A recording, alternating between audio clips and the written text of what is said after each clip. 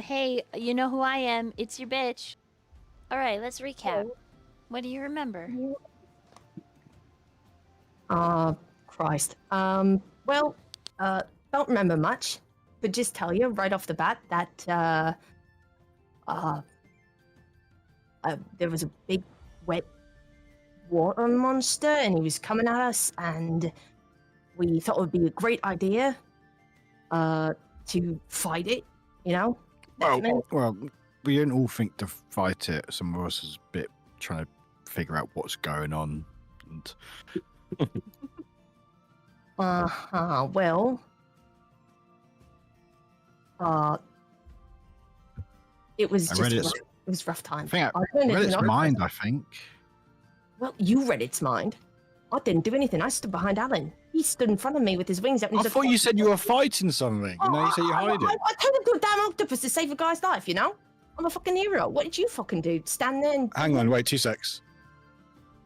Are we recapping? Are you still an octopus as you're recapping? This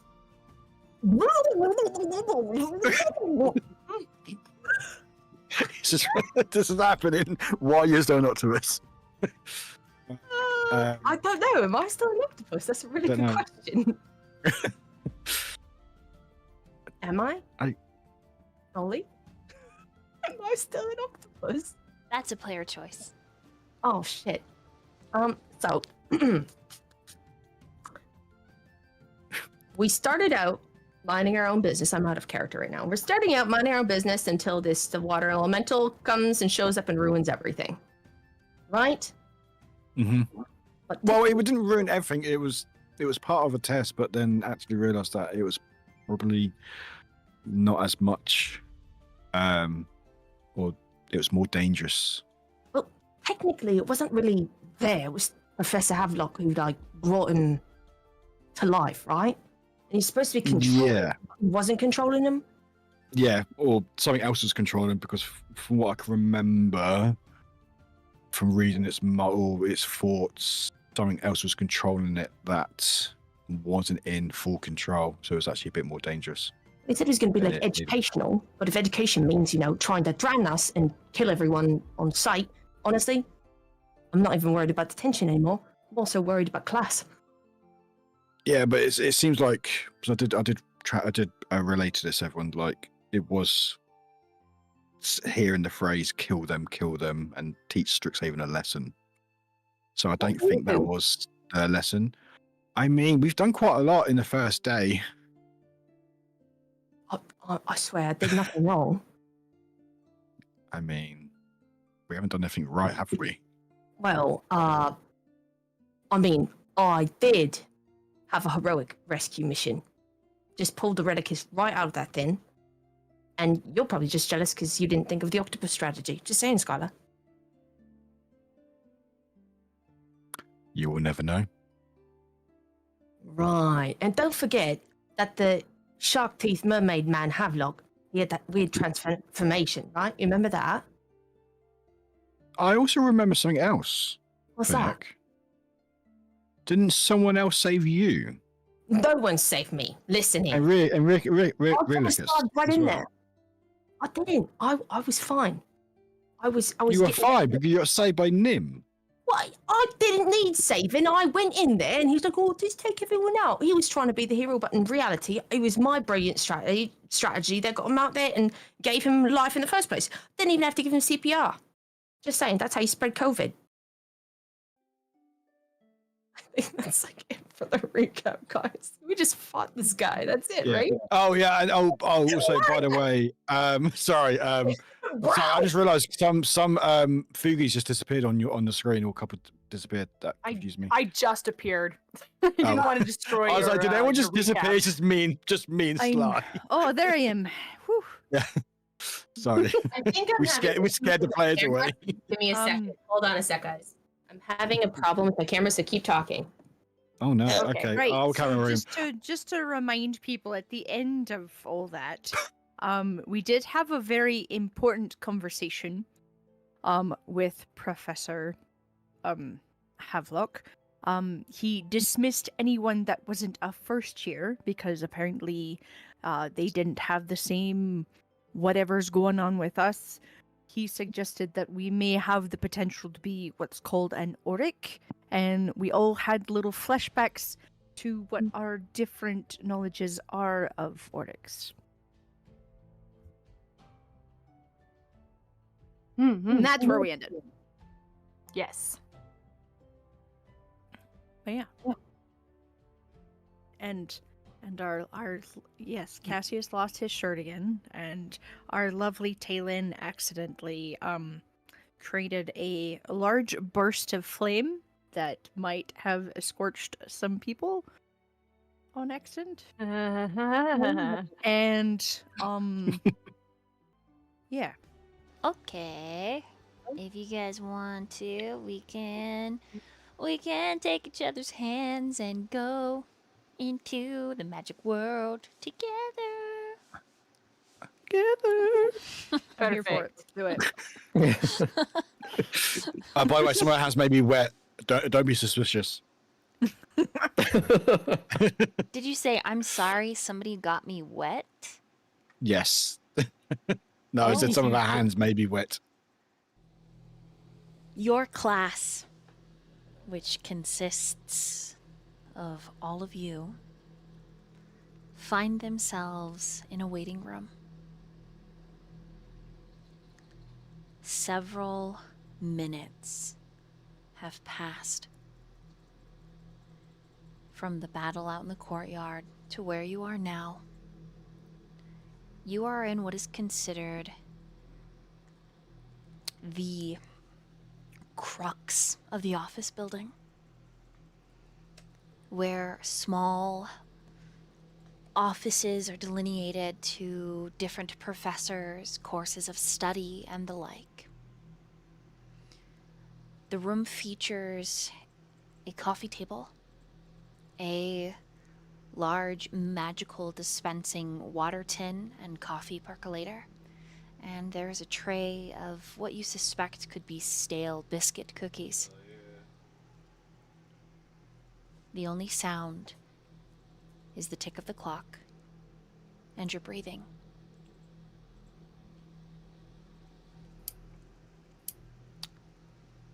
The room next to yours, there are muffled and occasionally raised voices.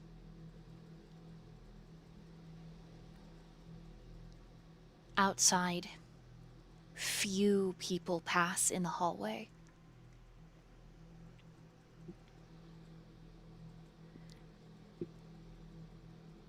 You know what an auric is in your home.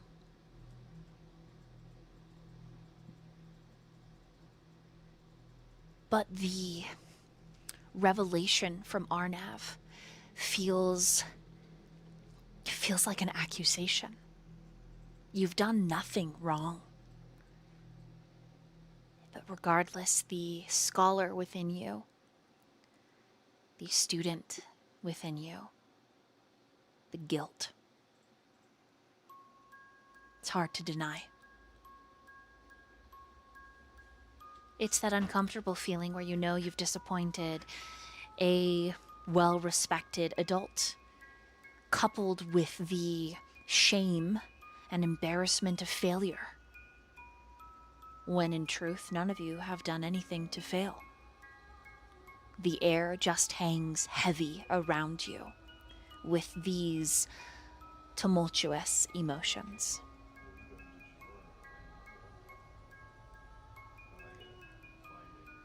I need everyone to make a wisdom saving throw, please.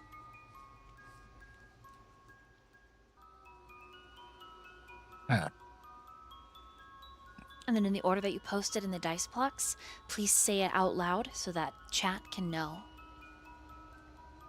15 wisdom save for Cassius. 13. 15? 8. 15. Okay. Cassius, Lorelei, August, Finnick. You roll well enough that you have processed these emotions in character. And that the very likely hour and a quarter that has passed under your guesstimations has been enough time that if you wish to speak, you can. Skyla, you're not quite over the embarrassment and the feeling of being in trouble. So speaking for you will, well, maybe if your comrades speak to you, you'll be able to respond, but it's purely an in-character choice. In this scene, you are unable to start a conversation because you failed the wisdom save. The emotions are too heavy. Yep, cool. The voices in the room nearby, that's cupped right against the wall, there is a familiar voice that suddenly filters in through the mason work. But it's not clear enough without pressing your ear to the wall to know exactly whom the voice belongs to. I'm going to go round robin, and those of you that made your wisdom saving throw, you'll be able to do something in this scene. Start roleplay with your fellow characters, etc. And I'm actually going to start with Lorelei. Perfect. You said there was like tea? There Like- is coffee and stale biscuit cookies. Lorelai will have some coffee. She's sipping at it, and she'll look over at Skyla, who doesn't look very good at the moment. And she'll just quietly stand up and just very gracefully, quietly walk over to Skyla and just sit right next to him and just sips her coffee. She doesn't say anything, but she just sits right next to him. Can I be sat sort of holding my legs, my knees Yes. towards my chest? Yeah, I'm just there, sort of just like a blank look, just looking forward. That's what I'm doing. Okay. Anything else for Lorelei? She'll look at Skyla, and with her coffee cup, she'll kind of like put it a little bit in front of him. Is he just staring off into space? Yep. I don't know. She'll just put- I don't see the cup. Well, I do, but I don't acknowledge it. Mm-hmm. But she'll just kind of put it in front of him and just say, "Would you like some? Your own cup?" I don't respond. She'll just pull it back and sip, and doesn't say anything else to him. Okay. But she still sits next to him. All right. Cassius, you're next.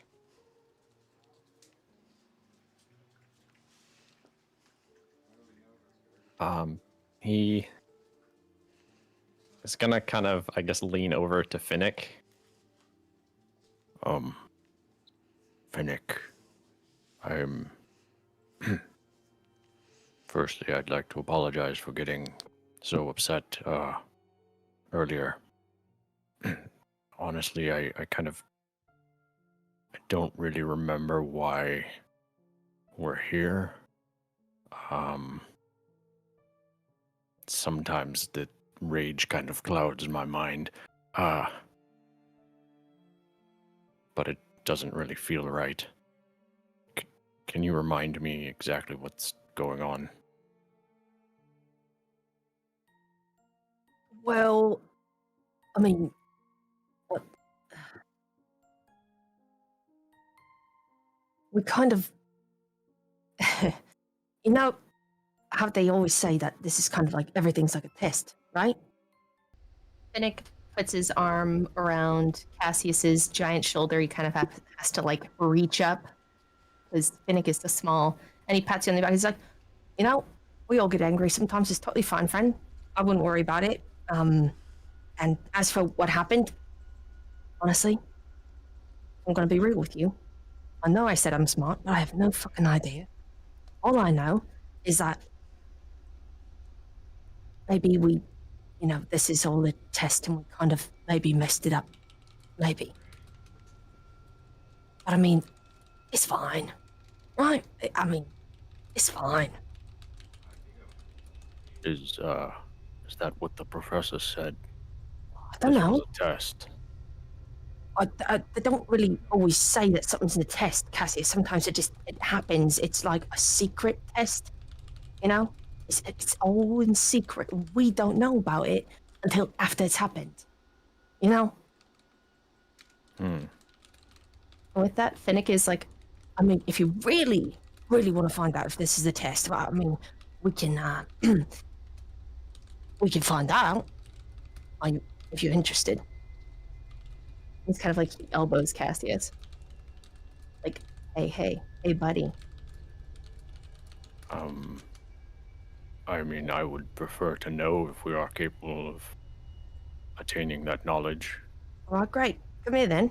And Finnick will start bum shuffling to the wall to listen in. And he literally puts his face right up against the wall, just ear to wall. Come here. Come. Cassius, come here. Okay. He's Listen. gonna be like over top of Finnick and put his like ear over on the wall as well. Okay, roll perception. Oh, that's a nice roll, isn't it? Mine was as well. What is this, perception? Okay, great. 21 here. Well, that's better than me. 16.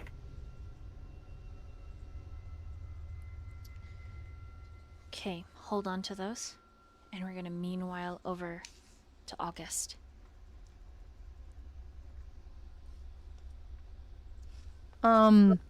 Is Talon with us, or is it just the main party? It's just you guys. Talon was taken an hour ago for questioning.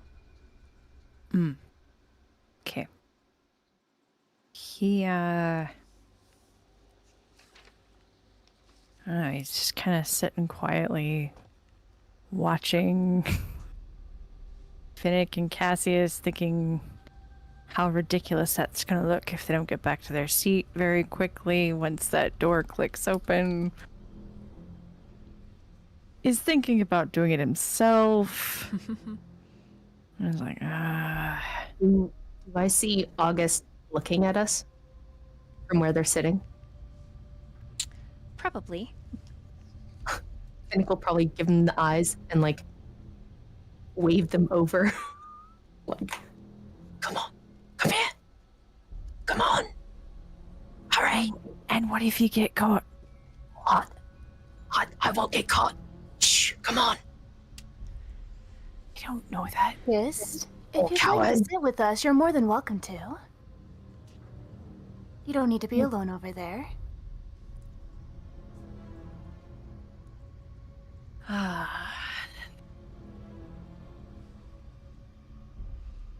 See if his curiosity gets the best of him. He kind of rolls his eyes, and there's like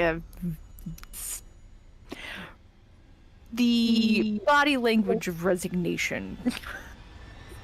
And he goes over to stand next to the two with their ear pressed to the wall.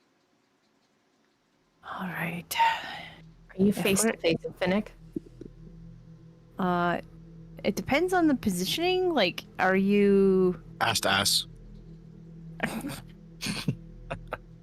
I mean, if the position allows, probably, because in that way they can communicate face to face if they need to. Very Finnick quietly. When you're against the wall, Finnick winks. Way to go, Augie. Way to go. Shh. Listen. You're the one talking. Shh. Your voice is loud. So yeah, he'll also try and listen. And the perception roll of 19. Okay. And finally, Skyla. I'll give Finnick Yes. a turn in a moment, but Skyla, you feel at this point the sort of overwhelming, I've disappointed everyone, uh-oh, I'm in trouble feeling kind of fades with your 8. Is there anything you would like to do? You say the feeling of disappointment fades. It's like you've had enough time to process of, well, I'm in fucking trouble one way or another. Okay, and who's next to me right now? Is it just Lorelei? Lorelei. And then the other three are in front Pressed of against you, the wall. pressed against the wall. They're like Scooby-Doo gang, right? Cassius above Finnick, August facing Cassius and Finnick. They're all three of them like looking at each other as they're listening. Okay. Okay. 2 secs. Because Lorelei is the only one who's next to me, Lorelei will only be the one who sees or hears this. My passive perception is 14. Okay, fairly decent. Yeah, beats my passive, so I think you're good. So, obviously Skylar's been huddled up, sort of staring blank face, slowly coming sort of back into sort of realizing or they're aware of their surroundings and sort of sees Lorelei there. But what I will say, Lorelei, you will notice this is the first time because normally Skylar's hairs, as are the character, sort of curtains, always covering their ears. But at this moment, you see their left ear, and you actually see the top of it like scars, as though something's been, I guess, changed about their ear. Sort of near the top.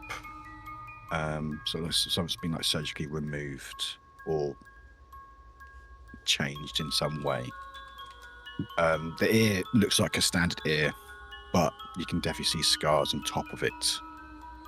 But as sort of Skylar comes back to aware of surroundings, sort of realizes you're there and sort of just makes sure sort of reparts their hair and covers their ears again, and reaches out for the cup of tea. She lets And him then take we it. I will warn you, I did drink out of it if you want me to get you a fresh cup. Unless you need it now. No, it's okay, thank you. Mm-hmm. I'm gonna have everyone undeafen. Yeah, go for it. Oh, hello? Hello. Hello. Okay. Hi. Hi. Hello there. I moved my headphones across the room because I could like hear like slight talking. So I was like, move away. Go away. Don't listen, Sly. Find the urge. The secrets are spilling. But yeah, so I come basically back to, I've sort of taken the cup of tea from Lorelei, sort of drinking and sort of realize or look over to sort of August, Finnick and Cassius and go, what's going on over there? Are testing their luck. See if they can hear something. I hope and pray they don't get in trouble. Again. I mean, trouble keeps finding us, so. You're not wrong, but I feel like there's trouble looking for us and then there's actively poking it.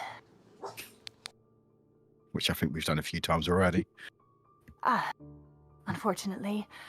Well, I personally am not one to poke, but if you're going to join them, I'm not going to stop you.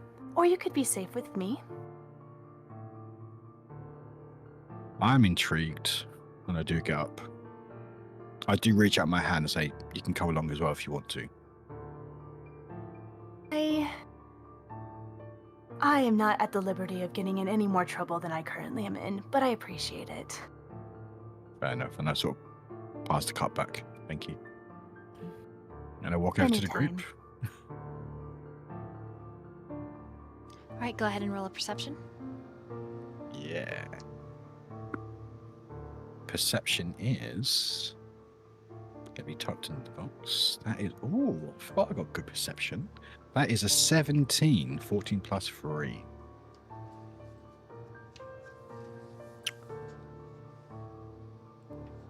That's Alright. a wrong channel, right? All 4 of you that are listening hear the intensity from the other room.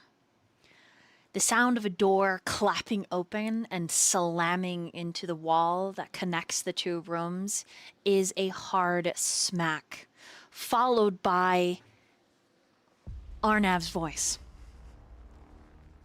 You fucking witch! There's a pause. As you can imagine, Professor Havelock pointing through the air, his finger brandished like a knife, pointing at whomever. And with your ears pressed so close against the wall, you hear Professor Corian. Well, let's not overreact. I'm still on your side, Arnav. No one's on my side. Or what about Wit? He shouldn't be on my side either. I understand that you're upset. Upset? Upset doesn't even begin to describe what I am, Corian. If she is who I think she is, you have some explaining to do. They all could have been hurt, or worse. Let's not forget who is the one that decided to bite or drink hair of dog once again, no? Let's leave that part out of this. I think it is a bit difficult to leave that little problem of yours out of anything now, Arnav. After all, since we were daggers together, it's a different fucking time. It doesn't matter anymore. Why did you bring them here? I was just responding to scholarship applicants. You funded them. I am feeling generous with charity. I believe everyone deserves a chance. I'm gonna get to the bottom of this, you fucking witch. Whatever you and Cyprian have planned. See, listen, old friend. No! No more listening. It's your silver-laced tongue that got us in trouble in the first fucking place. She would still be alive if it wasn't for you. I can tell that you are upset. And you hear a shuffling. You hear Corian make a grunted sound, something shatter and break. And then their voices get quieter. As you can imagine, Arnav, through the sound, falls out of his chair, taking Corian to the floor with him. There's several punches pulled, snarls, and then a blast of magic. You can almost smell it. And Corian says softly, those of you that got an 18 and above can hear this line. Do not forget what I am, Arnav. Attack me again, and it will not be just your legs that no longer work. I do not take so kindly to your insults, friend. And you hear Corian get up. I would help you back into your chair, but I think you deserve a few moments on the floor to come down. And the door opens. And you hear, not the door of your room, the door of the other room. You hear it click, muffled. You hear Corian, those of you that got an 18 or above. Oh no, those of you that got a 15 or above. You hear Corian say, when you are in a better headspace, let's have another conversation, but please, make sure you bring Wit with you. He holds your chain far better than anyone else. and Arnav just says, Fuck you! Fuck you and your schemes, witch! and the door closes in the other room. And you imagine Professor Havelock is still there, laying in the floor. And those of you that got a 20 and above, you hear Arnav pull in a sharp breath.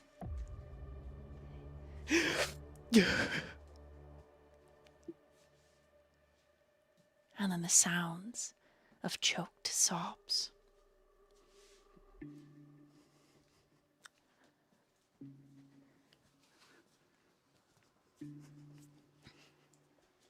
What do you do?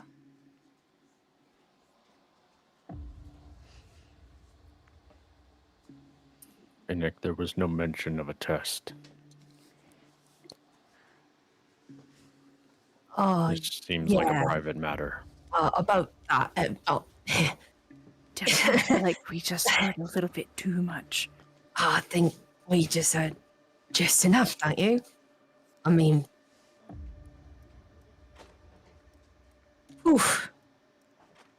You know, I kind of feel guilty with how much I just heard. It's almost worse than not knowing.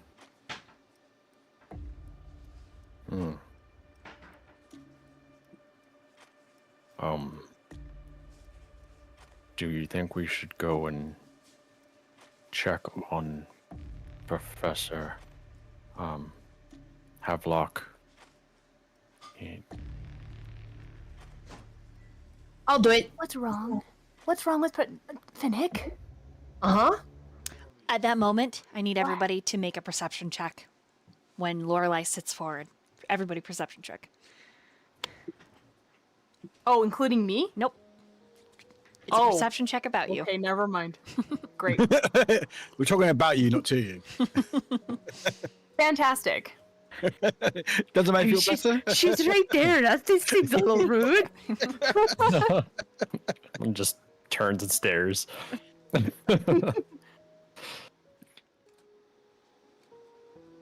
Okay. In the order that you posted it in dice blocks, go ahead and let everybody know what you got. I got a 16. 18. 16. 17 plus 3 for 20. You've seen a lot of each other the past, 48 hours. But never once has Lorelai really had any kind of slip beyond the moment at the end of the battle when she gripped her hair and there was raw, undeniable panic and anxiety in her eyes reflected in this moment. There is an emotion swirling with the ability and the depth of a hurricane. You can, looking at her, each of you can tell she's, I won't say not built for adventure, but she is held by a web of strings that demand a rigid perfection. And those strings are on the precipice of being cut. When she says to you, Finnick, what about Professor Havelock? The door that you're in begins to open. And Finnick, Cassius, Skyla, and August are all still crouched by the floor. And Finnick jumps back and does a dive, pushing whoever is behind and in front of him down on the ground and slams in the middle. What are you doing? Go ahead and roll a Athrob Athletics, so either one. It's Ambush, what? describe what I'm gonna do. Acrobatics, you said?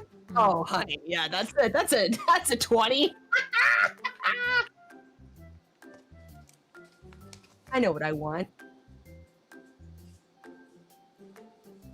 Paint me like scared, one of yeah. the French girls. I'm scared right. what you want. I need Skyla to make a perception or a percentile, so that's 2d10s. Oh. Who's the bottom? Who's the top? Oh no. All right. Never so badly have I wished I just had a misty step to put myself back in my chair. Oh, good. Wait, I don't think I've ever rolled duty 10s before.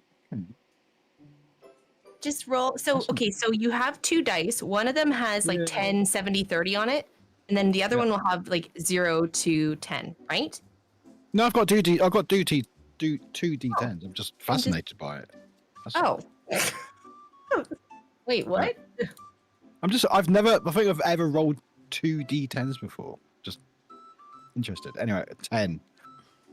Okay, you are the bottom. Cassius, go ahead and roll 2d10, Holy please. shit.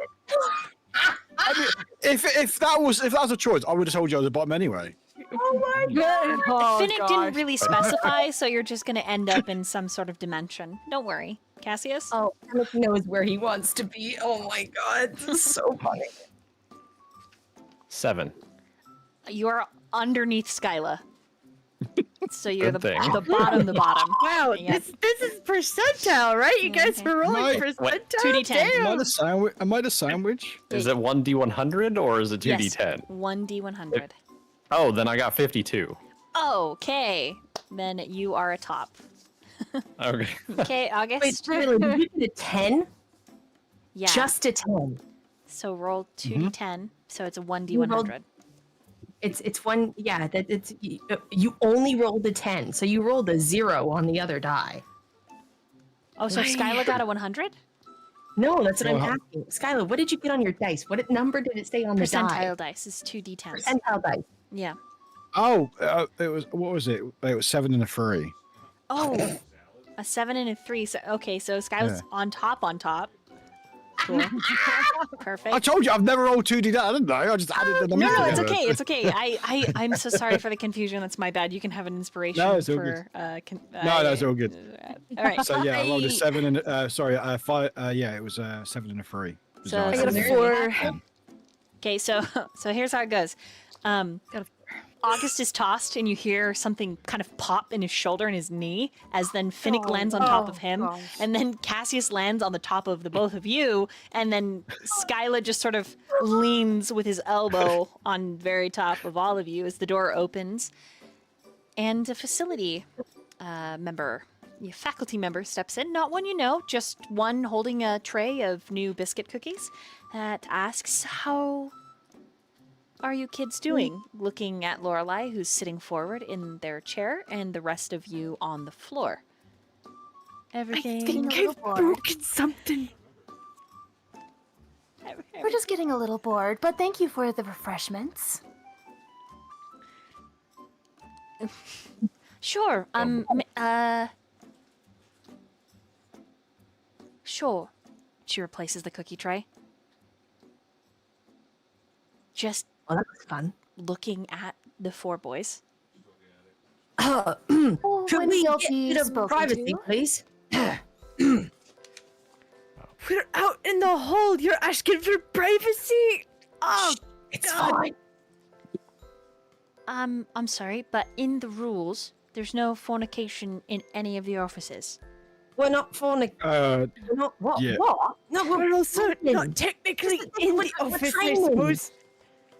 They were working on their pyramid for the cheerleading, and they accidentally fell, and that's happened to walk Oh. right into that moment. Oh, Lorelai, roll a deception Training. with advantage. Hey, that's what we're doing. Amazing. I got a 24. Okay. Damn. She says, "Oh, well then I'll let Kihojo know that the first years are practicing, but try to stack the chairs in a corner first, please. Don't break anything." Probably go a little bit closer to the wall, so that way if you fall, you have something to hold on to next time. Sure thing. All right. Well, sweetlings, here's your biscuit cookies. I'm sure it won't be too long now before you're released. Have a good one. Thank you. I think Cassius should be on the bottom next time. Ah, It's not a real pyramid. I know it's not. I don't really have any interest in cheerleading, Cassius, if I'm Cassius, being honest. It wasn't. Cassius. Oh, I really Cassius, actually do think I've please. broken something. Cassius, please get off of calm him. yourself. Well, Skylar needs to get Um, off of me first.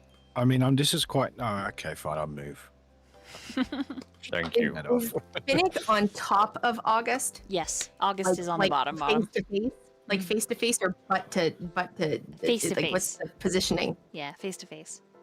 Oh, awesome. So he does this like magic mic roll and gets off August. Oh A lord. magic might roll. Lorelai will stand up and Was that walk towards entirely August. necessary?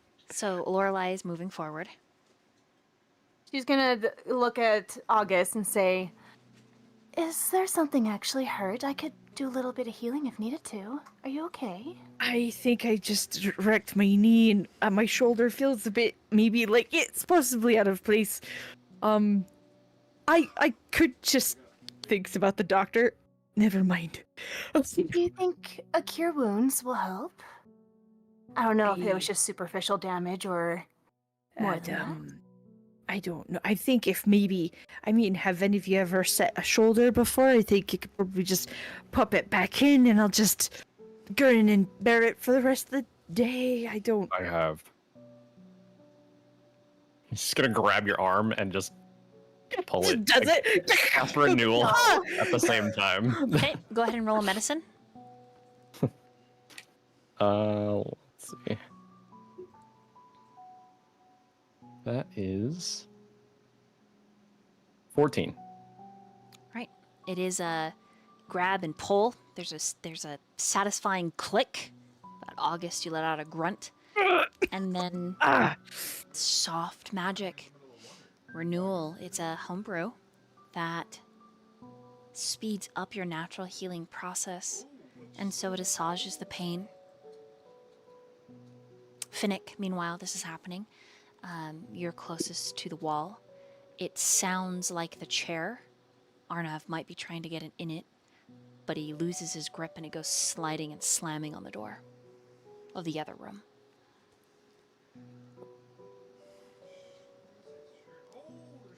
Perhaps you should go knock on the door, maybe check on the professor. That was loud enough. We heard that on its own, yeah? Oh, Finnick stretches. Sorry, I was talking and I muted myself. Finnick,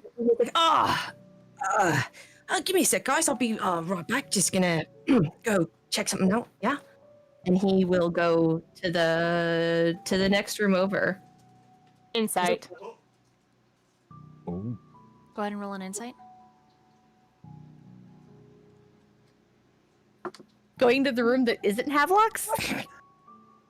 No, going to Havelock's room. But he's pretending okay. he's not. Dirty 20. Oh. Okay. Finnick has information about Professor Havelock. I mean, you didn't get a chance to finish talking to him or asking. Now might be your chance, Lorelai. What happened to Havelock?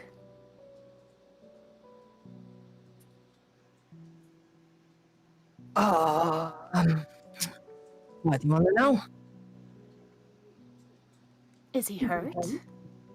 You seem concerned. Finnick is like has one eyebrow kind of pressed down, the other one lifted up in like a curious remark, and he kind of has a slight smirk. Worried? Concerned about what? Finnick, I know you're hiding something. What do So you? either just continue lying or tell the truth. Maybe. I don't want to tell you. Or maybe. Okay, then I'm coming with you. What if I need to go to the bathroom? You gonna come in there too? Wonderful. I'll make sure that nothing happens to you. Are you gonna hold it for me? You know how girls need to go in pairs? Well, maybe you also need a little help as well. The ship survives. For now. Fly plays into it for the enjoyment of Dolly. You are welcome. Thank you. You are. I would say that. I'm Come literally on. swinging. I'm kicking my I feet. know you are.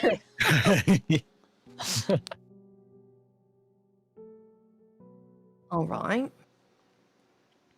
Well, if you really want to know, why don't you come over here and I will tell you what's going on. How's that sound?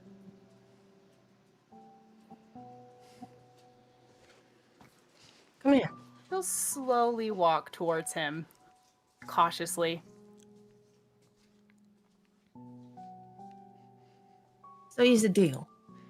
Right? There's a little bit of a fight over there, and I don't know why he's so curious about Professor Havelock, but I don't think he likes that we're here. Maybe we might need some help. I thought I'd be nice, you know, say hello. And what about you? What's your interest, Lorelei? Known people like Havelock. And just a warning, if you go in there and try and help him, you are probably not going to get the outcome that you are hoping.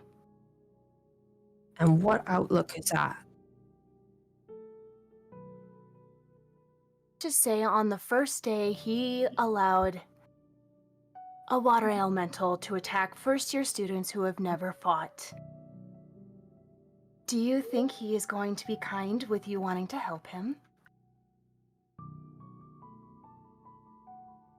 So you're saying if I offer my help that he's going to be upset because that's rude?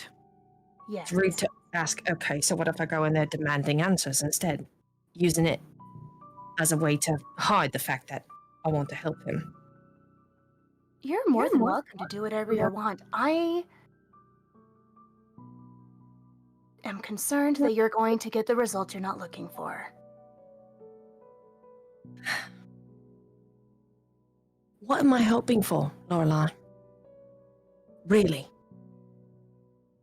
I don't know. Tell me, why do you want to help him? Because it's a nice fucking thing to do. And the fact that he's... Okay, let me tell you something.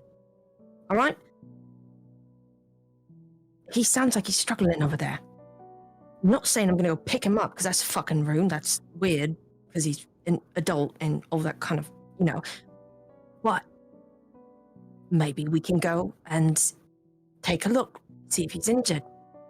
And maybe we can go find the other professors and maybe offer them a hand. Or maybe we should just give him another fucking drink. Hypothetical question. Let's just say that your wings were completely broken. Permanently. Then I'd be dead. And let's say you're not dead. How would you like it if every time that you tried to do something, someone is always swooping in to try to help? Always. I'm not going to Wouldn't walk you in the start door feeling your life. useless? I don't think... I'm not going to go pick him up and be like, you want some help getting into your wheelchair? I'm not going to... I think you're misunderstanding. I think the best course of action would probably to find wit. So instead of going to see if somebody is bleeding out in the other fucking room, you're telling me to just ignore that. It's like if somebody wasn't breathing, all right, and you had to go in there, and you're like, well, maybe it would be rude if I went in there and tried to give them CPR. I am just I'm warning just checking you. if they're alive or not, and then I'll walk away. You're more than welcome to do whatever you want. I am just trying to give you a warning. Okay, well, rock, paper, scissors. If I win, we do it your way. And if... Oh, wait, no. If you win, we do it your way. If I win, we do it my way. Deal? Deal. Fun. How do we rock, paper, scissors in D&D? Good fucking question. I guess Should whoever we gets just the roll highest roll- dice and see who gets the highest? Yep, you just Yeah. roll a flat d20. All right. Well, that was a fucking phenomenal roll. 1d20. I love you. You're beautiful dice. What do you got? I got a 14. Oh, shit. That's really good. I got an 18. Your ass. All right, by all means. But pause. But pause. Hold on. Where is my... I'm going to message Dolly really quick. Oh, secrets. Oh, sigaretta. While that's happening, what are the other three doing? What's Skyla doing? I'm not really doing much, to be fair. I think I'm just listening in. 'Cause I still feel a bit shook up from earlier. Do you think Skyla will join the adventure to go check on your professor, who might be in danger in the Oh, tunnel hundreds. there? Yeah, I'll be joining. Absolutely. Okay. All right. What about August? I think he's checking his knee to make sure he can even get up on that. He's like, okay, all right. It's just bruised. Yeah. It's just all right. I think it's fine. It's not broken. It's not out of place. Not like the shoulder was. Thanks again with that. What do you? I mean, what do you think about? Did you hear all that I heard? Did you hear all that? I assume he's talking to Cassius. I believe I did. It seemed very intense. Very intense and very personal.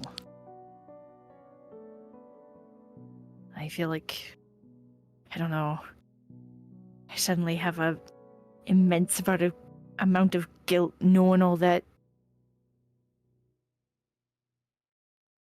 Maybe it's just me.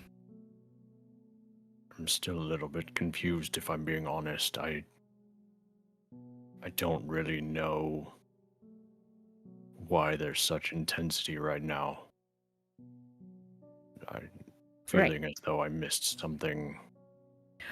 Right, I just feel, I don't know, I just feel guilty on listening in general, I guess. I only came over because you guys were over here and I was curious, and now I regret being curious.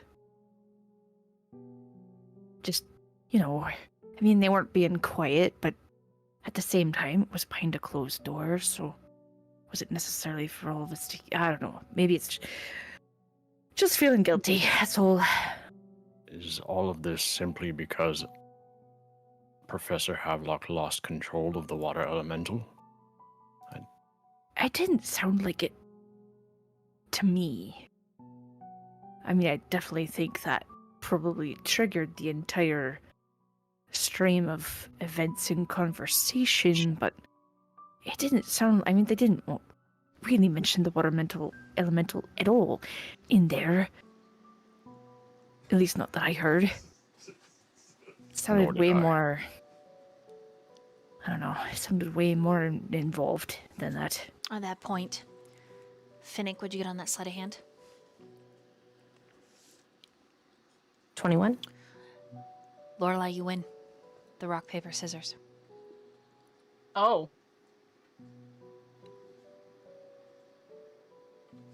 Sus.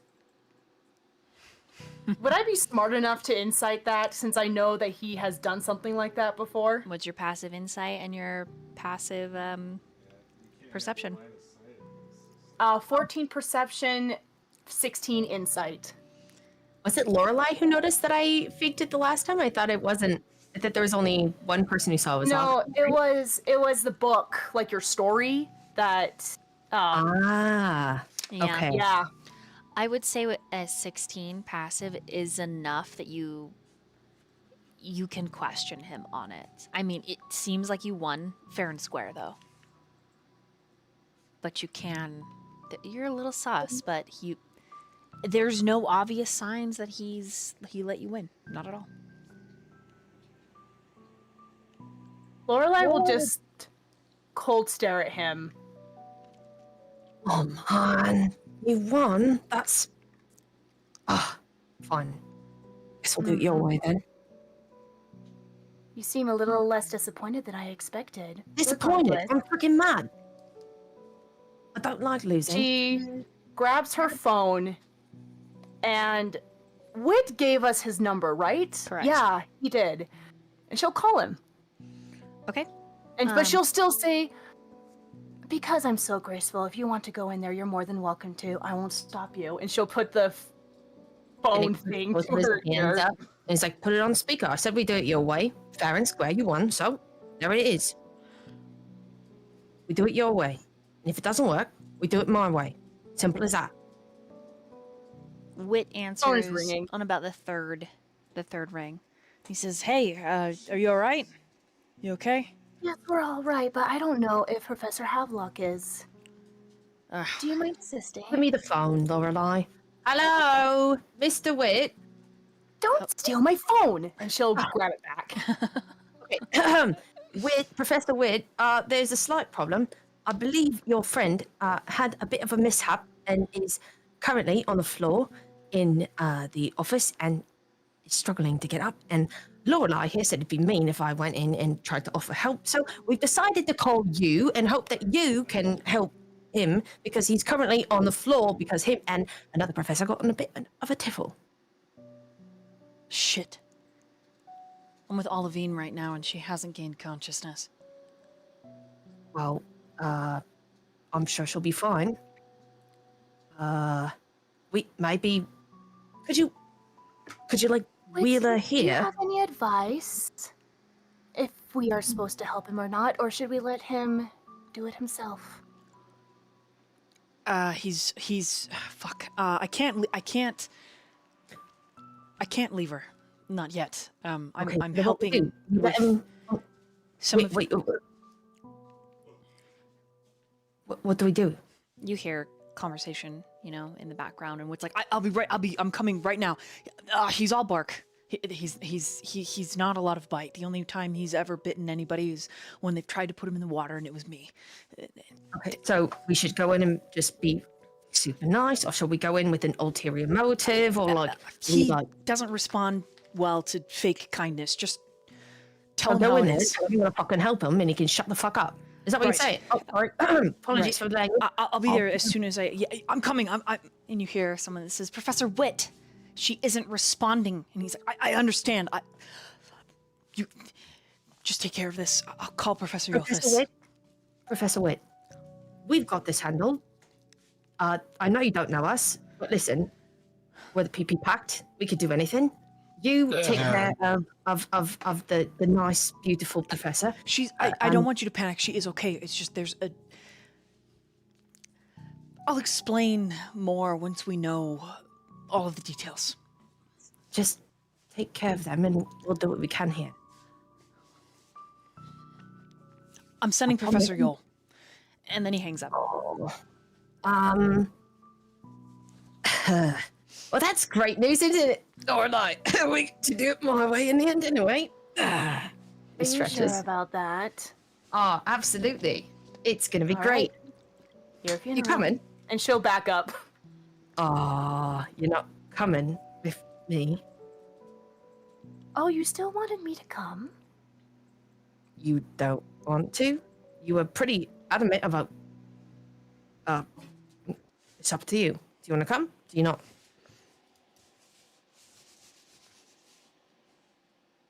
Fine, I'll come. Finnick reaches out. Come on. He's like expecting you to like link arms. He kind of looks at you like, "What is your? What do you get off on?" Where'd She you get will- off? Yeah. But you know what? She looks at him like suspiciously, and then she just kind of like blinks a little bit. She smiles and she takes the arm. okay.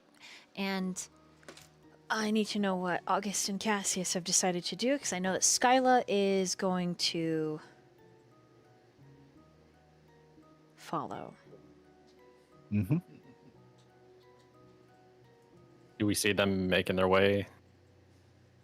Yeah, you've heard the whole conversation on the phone, all of it. Oh, okay. August, do you suppose we should join them? I could carry you if your leg is bothering you. Oh, no, it's all right. Yeah, I think it's gonna be fine. Just bruised. Help me up. I guess we'll follow. Hold on for just a moment. And he's gonna pull out one of his bottles of paint, and he's gonna attempt to paint a brace around your leg. Amazing. Okay. It manifests itself after a moment. Before leaving the door, Finnick turns around to like face everyone before we all leave. August like staring down at his leg and then looks up at Cassius like, I'm sorry, you just painted that and willed it into existence? It is a recipe that I had discovered some time ago. I'm still perfecting it, but it has magical properties that can sort of bring some of the paint into a physical form. Oh. Wow. That's really cool. Thank you. Thank you. He's gonna attempt to help you up. Oh yeah. All right, there we go. 1, 2, 3. There we are. Look at the rest of the group. All right, are we going? We barging in on this guy? We're not. No. Okay, listen. You want us to wait out here? Before we do anything, here's the plan. All right. Staggered entry. All right. I remember. Someone I knew long time ago. They told me that it's it's a nice thing to do to limit embarrassment. And Lorelai made a point that perhaps this Professor Havelock doesn't like to be embarrassed or anything like that. So here's my suggestion: staggered entry. You understand? Why don't we just stay out here, and if you just give us a shout if you need us. I understand embarrassment. I think that's a good idea. Okay, so here's the plan. Lorelai and I will go in first. We'll tell him what we want, what we're doing, and then when you hear, we'll make a sound, all right? And then when you hear the sound, you guys can come on and be like, "Oh, what's going on? How can we help?" All right, well, sure. Maybe I should get in there, because I think he's been on the ground, all right, 10, 15 minutes now. All right. Lorelai? Still linking arms with you. Lead Gives the you a way. tap. All right. Bravery, courage. You've got this. Strength. We're a team. He's like, Finnick is like hyping himself up. And it's kind of ridiculous because he's like very confident all the time, but it's very weird. So he goes to the door with Lorelai on arm. And he's like got a swagger. It's a very fake swagger, but it's a swagger nonetheless. Which is hilarious because Lorelai naturally walks really gracefully, so in comparison, it's gonna look hilarious. And he's gonna just straight open the door. The sight that you see is pathetic. It's the best way to describe it. But not so far that you think he's pathetic. No, it's...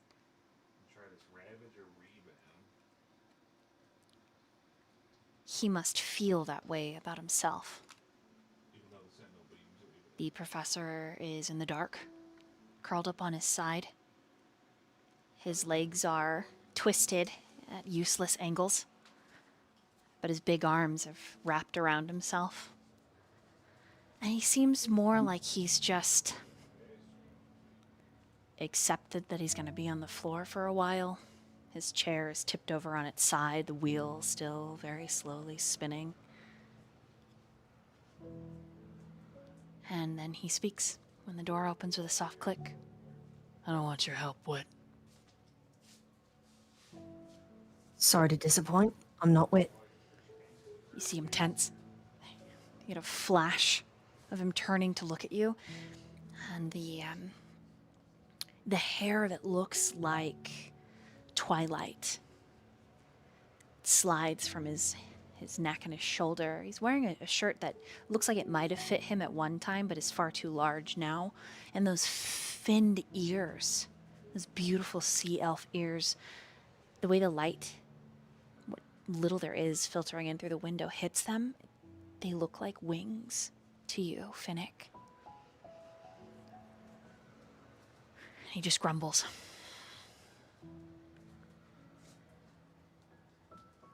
And then rolls onto his back.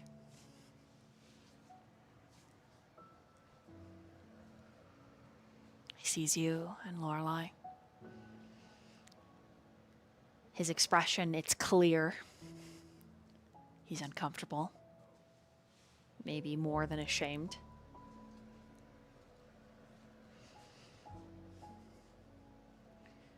Finnick just walks toward him.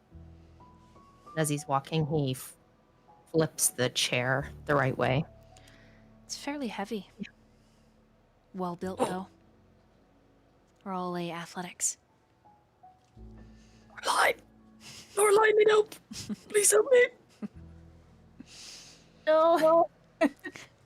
Roll athletics, both of you, to try to flip this chair. It is very heavy. Surprisingly so. Do you want? All right, the two questionably weakest people. I know. It's okay. I rolled a 16, but I have no pluses in there. This is very weak. It's okay. It's just a straight strength. Yeah, just athletics skill. Oh, athletics. Mhm. 13 total. Unless I wanted to use an inspo. I got a 16. 16 and what did you say? 13? 13. Okay, between the two of you, you manage to right the chair. And it's so interestingly built with your passives. You notice that there's a way for the leg portion of it to extend and another set of wheels to drop down, as if his legs would just suddenly grow. But Lorelei, you know that it would make room for a very large fin of a merfolk. Yep. Makes sense. Once they right the chair, does Havelock do anything, or is he still just He's not given looking up at. on the floor? He's given up on the floor, not looking at either of you. Just Lorelei will actually move over so that way she's in a good sight with him, like she's clearly seen, and just say, Are you able to get up if we hold the chair in place? Yeah. Yeah, I am. Just one of the brakes is broken. Then I'll just put my foot there and be the brake. Simple as that.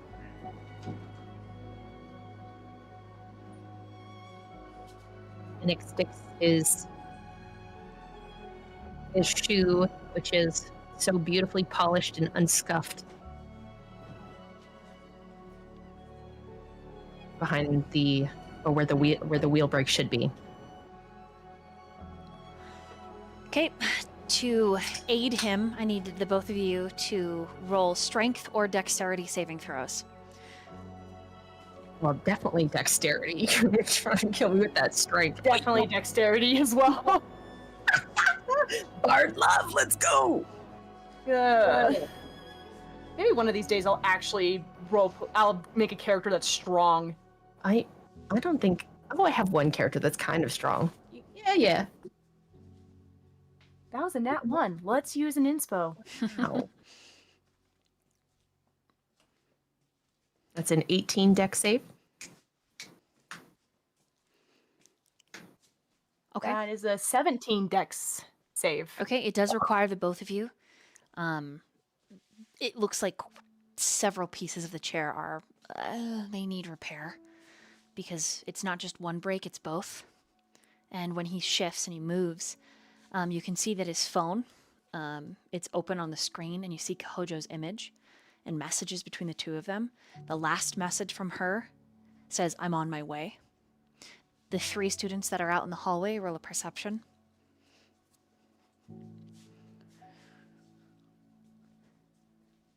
As Arnav is shifting Lorelei and Finnick, you see that his hands, his palms, right? He's an artist. Not only is he an artist, he is the artist. And since a very young age, he has been a renowned bard across 117 different realms of existence. His poetry, his compositions, his sculptures, his dances. Many call him the avatar of art, the god of performance. His expectations were to go through something called the Star Trials at one point, to ascend godhood. But perhaps these are just legends sung by bards in your home worlds, because the sea elf before you is incredibly broken. Cassius, what'd you get on that perception? 17. Okay, August. 20. All right, and Skyla. If Skyla's back. Oh, Perception. back. Yeah, because you're out in the hallway. Yes, I can. Perception is going to be a 10. 7 plus 3. Okay. All 3 of you notice, but Cassius and August notice first. You hear on the tile floor tip, tip, tip, tip, tip, and you turn. Kihojo is wearing very little, but it's a lot at the same time. It looks like it could be a cheer outfit. It looks like it could be workout shorts and like a tank top that sort of shows a little bit of her belly. She is almost 7 feet tall, or at least she feels that large. In reality, she's, just a bit above 6 foot. But regardless, she's very fit.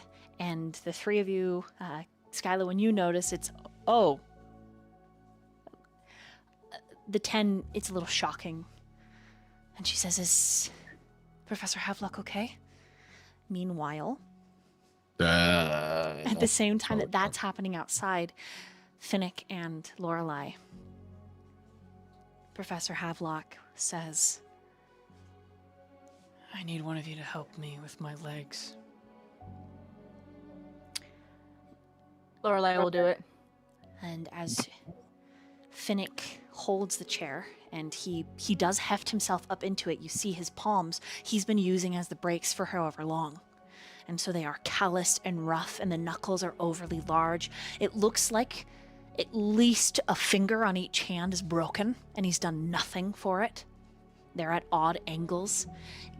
Finnick, since Lorelei is moving to the legs, you're the only one that catches sight that some of these marks on his hands and his arms look like they were inflicted from chisel tools. Just to warn you, their headphones died. No Oh, I'm worries. here. I fixed it. Okay. Oh, you fixed it? Okay, Okay. I didn't see a message yet. All Okay. good. And since you're at his legs, Lorelei, you can see the way the knees are shaped are wrong. Severely broken and repaired wrong. It's... You take the weight of one and it's heavy, the limb. There's no reaction, there's no flicking of the muscle, nothing.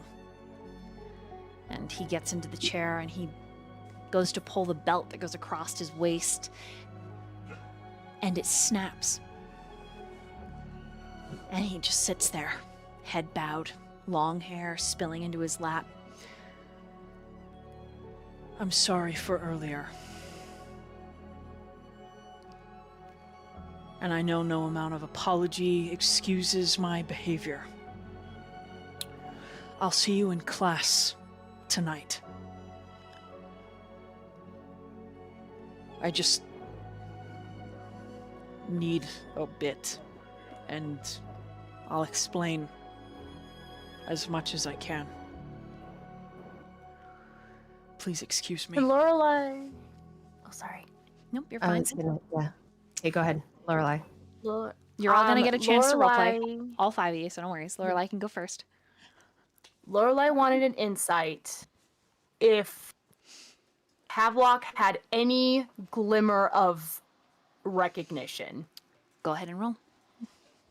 I'm up. He sees me. I'm down.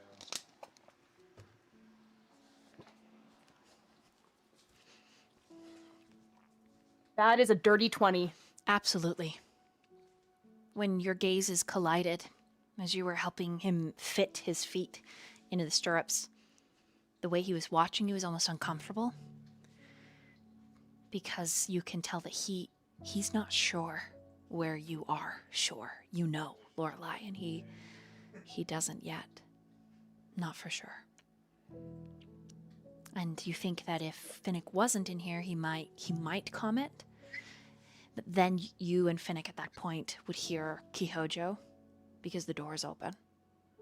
And there's no way with that big of an audience or his student aide, which is Kihojo, he would mention it at all. You watch the shutters go down on that conversation, Lorelai, and I'm not sure how she would feel about that. But I know.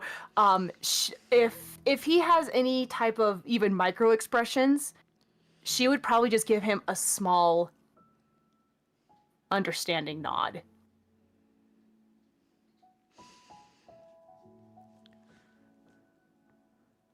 And then back off.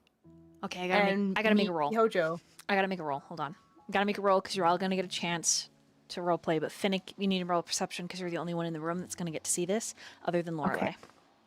Okay. There's also something I want to do when his belt breaks, but I'll do that after this. Okay. What's Finnick doing? Shut Oh no! Get out of here. Oh, no. Oh, Is it bad that I just Nice. rob my dice on the Nice. floor? It's fine, I have more. What am I doing? What was this? What role was What this? are you What am I doing? adding? You're rolling. Is it perception? Yeah. Perception. Okay, so that is a 19. Uh-huh. Lorelai, you see that his hands twitch, and he goes to. There's a piece he wants to reach out. And that subtle nod. He hasn't quite buckled himself in yet, so don't worry. We'll retcon just a little bit.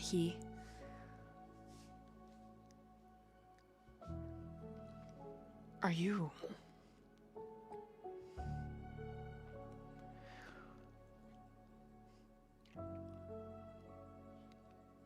Caprice. Lorelai. Caprice. I don't know if there's an acting thing, but she will act as if it's a normal question, and she'll just nod with a small smile, but she's trying with her eyes, basically like, shut up, not right now, not right now.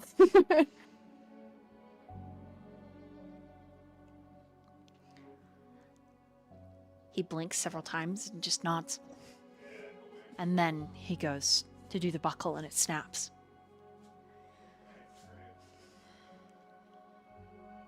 Finnick? Finnick will. I don't know if this is something, but I mean, he's been like making flowers in his hand and everything, but he's going to take his knowledge and using vines create a makeshift belt. Roll an And arcane. he just, okay. Do you have the mending cantrip?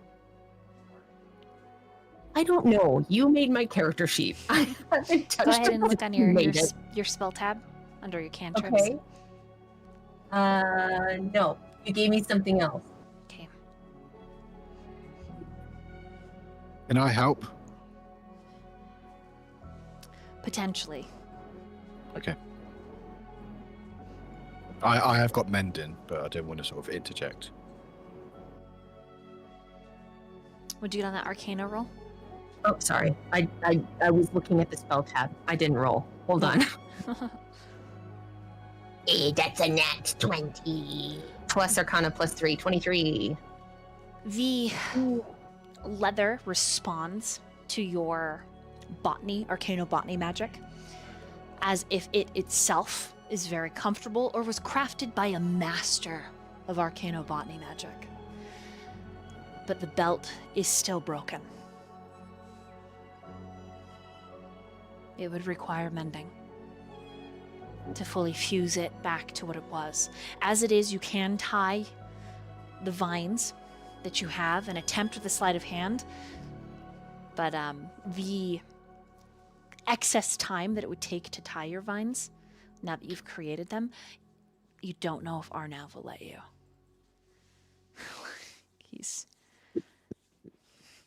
You think he's at the limit of getting help. He's just going to put it out as if to say, and just like kind of have it out in his hand. And he says, until you can get it properly repaired, you can use this for the time being. I know it's not much. I'm still learning. But His jaw's ticking, and he's biting his tongue. He nods, grateful, embarrassed, uncomfortable. He takes the vines. Finnick has like this very, it is like his face, he's got this like really goofy, like, sorry, it's not great kind of look, you know, and he's like, oh my god. Just to kind of like let him know that he's not looking at him with any kind of pity at all. Like he's literally looking like he himself is a hot mess of, I don't know how to use my magic, but here you go, kind of thing. You know, very Finnick face. Let me roll. You know, and it's very much so that it's like to cut that. He definitely wants it to show that he is not looking at him with any other. Like he's not even thinking about the fact that he's in a chair. He's not even thinking about the fact that this thing broke and that he was on the. He's like literally looking at him like, oh, I'm a dumbass. Like that face. You know what I'm talking about, Dolly? Yeah. Yeah. He appreciates it. No, it's the Yeah. new one, Infinite or whatever. You can tell that he appreciates it a great deal. Meanwhile, outside, Kihojo has just approached. You can hear what's happening inside. And Kihojo has just said, is everything okay? Cassius, August, Skyla, you're gonna roleplay share a turn, but then you'll each have a turn to do like an action, okay? Okay. So she's just approached. I got a message. I came as soon as I could. I left practice. Is he okay? I mean, I don't know. I haven't been in there yet, but maybe. I mean, he's more used to you. Maybe you should go check on him. Yeah? Sounds like he maybe fell out of his chair.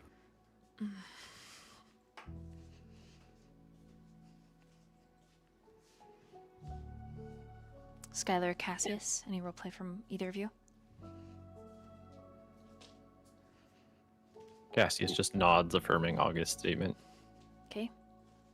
Yeah, I think I probably just do the same. It's not really seen exactly what's happened. Okay. But that makes the most sense, I would say. Then she'll step around all of you with a, excuse me.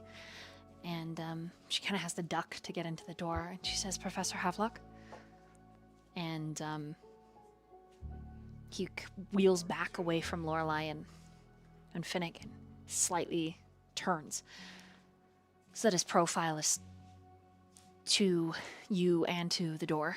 Finnick and Lorelei and Kihojo. She says, my belt is broke. And he just holds out the vines.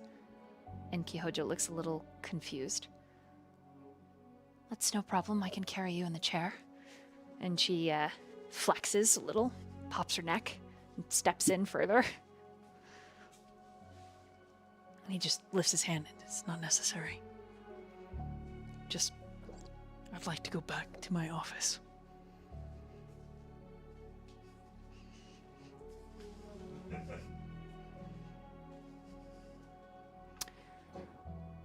Skyla, What would you like to do as an action? I will follow in with.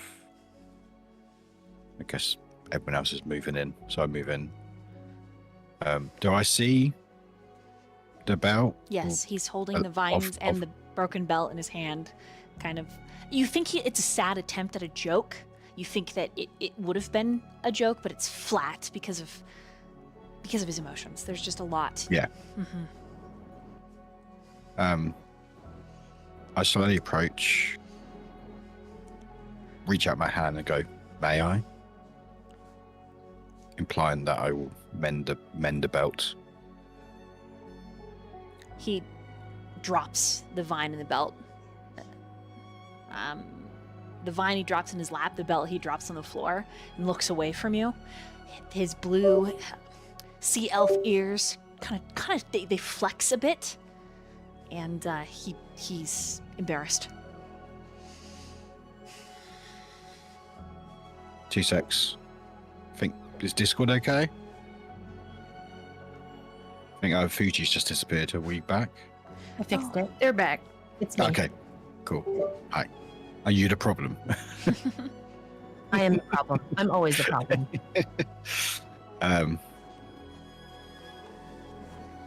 So I pick up. So do you say the vine part was on the floor? No, it's in his lap. The belt part he dropped in on his the lap. floor. Yeah. Belt part. Okay, cool. Mm-hmm. And is the vine part of the belt, or is it just a belt that I wanted to fix? So the belt, just the belt part is broken. Okay, cool. So I pick up the belt and I cast mending. Yes, it's instantaneous, and I repair the belt, and then reach out with it. He snaps it from your hand and starts like buckling it in.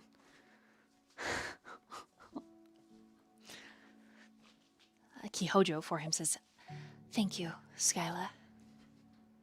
I'm sure Professor Havelock is very grateful." No thanks needed. Okay.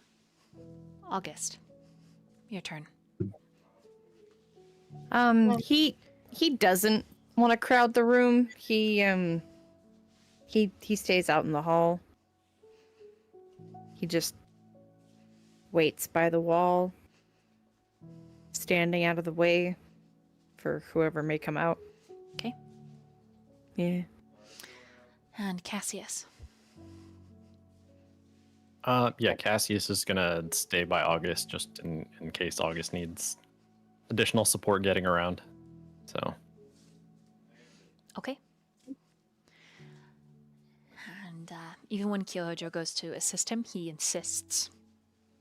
He gets the belt by himself, reclipping it, pulling it taut, and he surges forward on powerful arms. And when he's out in the hallway, he shouts over his shoulder loud enough for all of you to hear.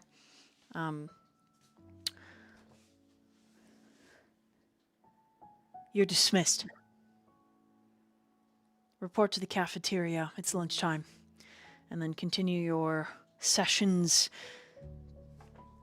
your classes as per your schedules.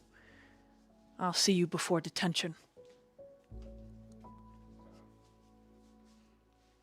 That's only lunchtime.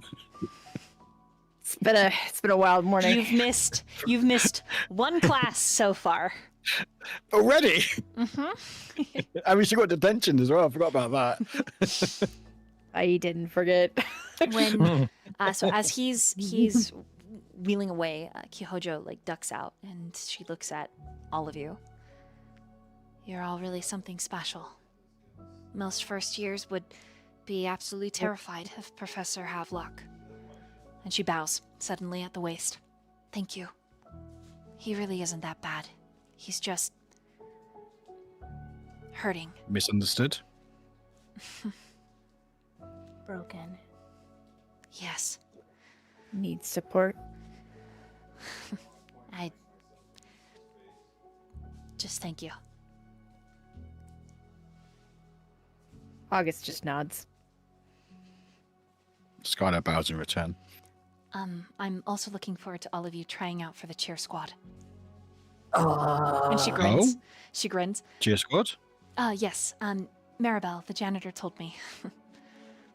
I can't wait. And she gives you all a thumbs up and starts walking backwards. I'm the captain, so see you then. See you then.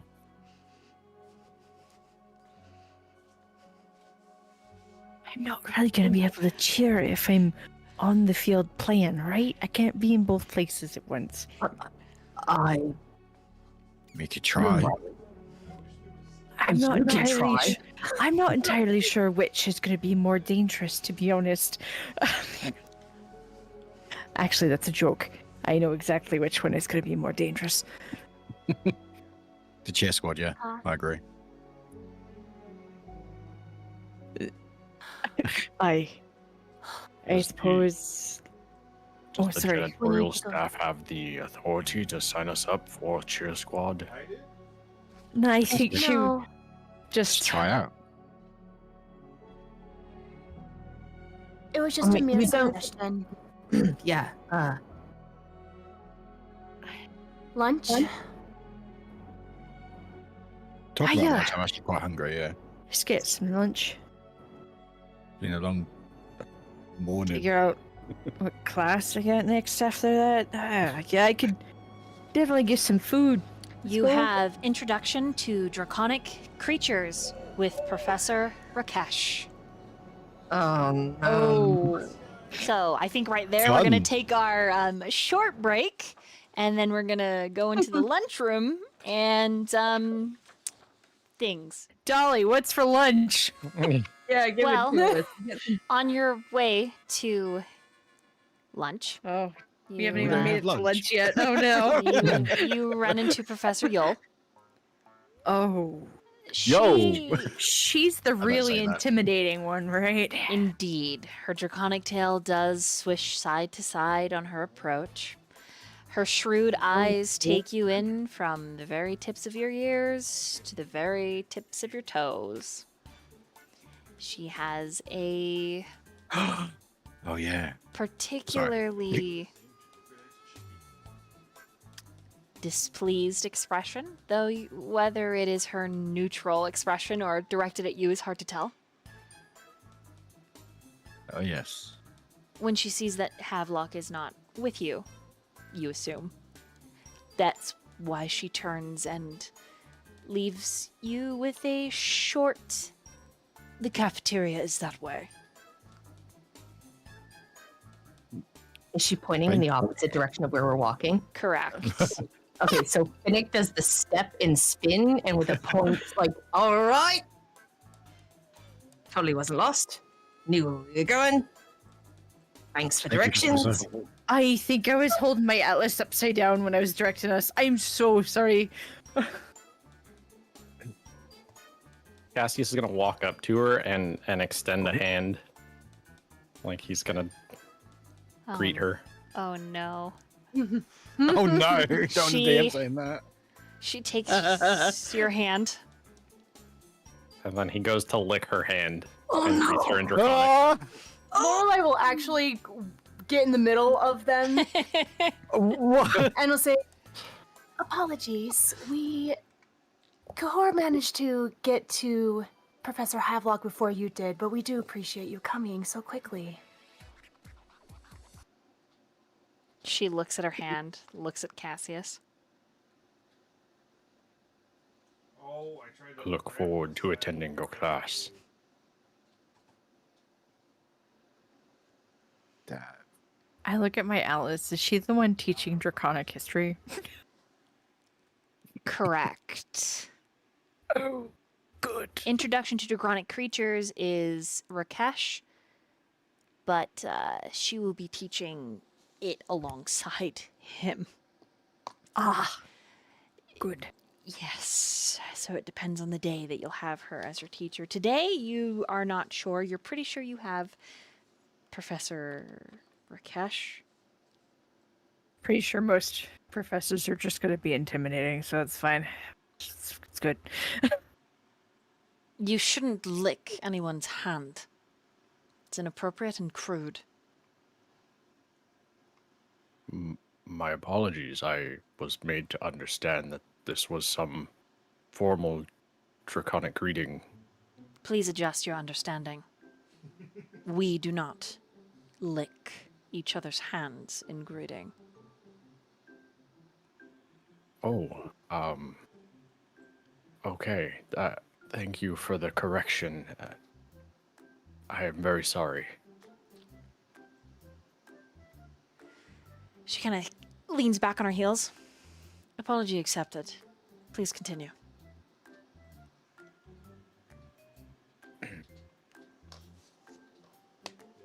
And the 5 of you are left alone to continue moving towards the lunchroom. Finnick just The moment taps on she- Cassie's back, and he's like, "Tried to tell you. I tried to tell you." But the others said that was... And they were lying. Yeah? Don't remember saying anything. Translation.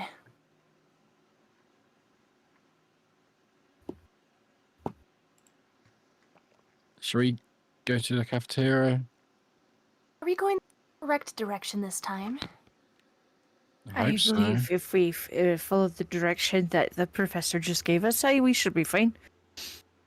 Finnick points. Onward ho, tally ho! The cafeteria today is being hosted in Bow's End Tavern. Sorry, go ahead, Cassius. What? Was Did I it say something? Was it you or was it Skyla? I might have just made a noise. It's I all thought it good. was. Oh, I thought it was Skyla who was talking. I don't know. Can't remember what I was going to say, if anything. It's all good. We might have just finished or not said anything, or just some noise. Like agreed. Onward!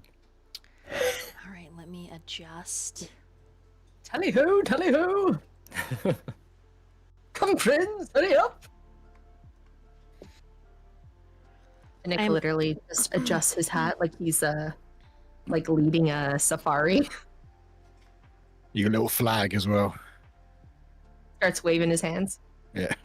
Come on, group. All together now. Are you doing okay, August?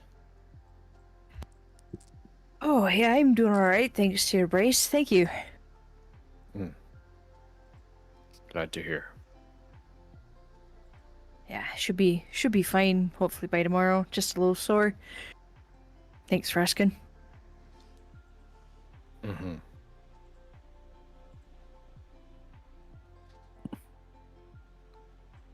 Sorry, I'm just adjusting. I'm adjusting. What are we adjusting? The Ourselves? Map, the map for you. Keep rolling. Oh. Oh, keep role playing.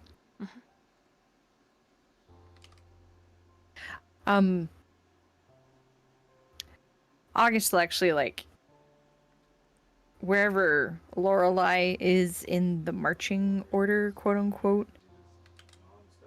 He'll kind of like. Probably in the back. Well, then he'll slow down to walk beside her. Can I walk here for a moment?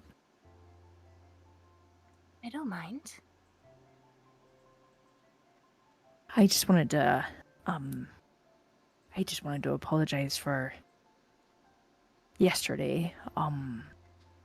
You kind of saw like the worst side of me within the first like 12 hours of knowing me, and that's not really something that I normally do. So I just wanted to apologize for losing my temper like that. I have a really hard time with people ganging up Back to your hole, monkey boy. in such a fashion. It was I could tell it bothered you, and I just wanted to apologize. And promise you I'm not normally like that. An insight. Alright. I'll roll a persuasion. Guess I'm not lying. Well, it's less. It's more of, are you gonna notice some micro reactions that she's gonna? Oh, am give? I rolling the insight? I thought you were gonna roll an Mhm. insight. No, no. Yeah, Okay, I got a 17. That's good enough. There's a micro expression of pure shock. It's so fleeting. And then immediately afterwards, that tense look that everyone saw in the other room, you saw it loosen a little bit. And then, almost as if it wasn't there, Lorelai smiles and says, "Honestly, we were all struggling a lot that day, I included. It's all right. I just know not to get you mad." Normally I it's a lot do- harder. I do appreciate the apology, though.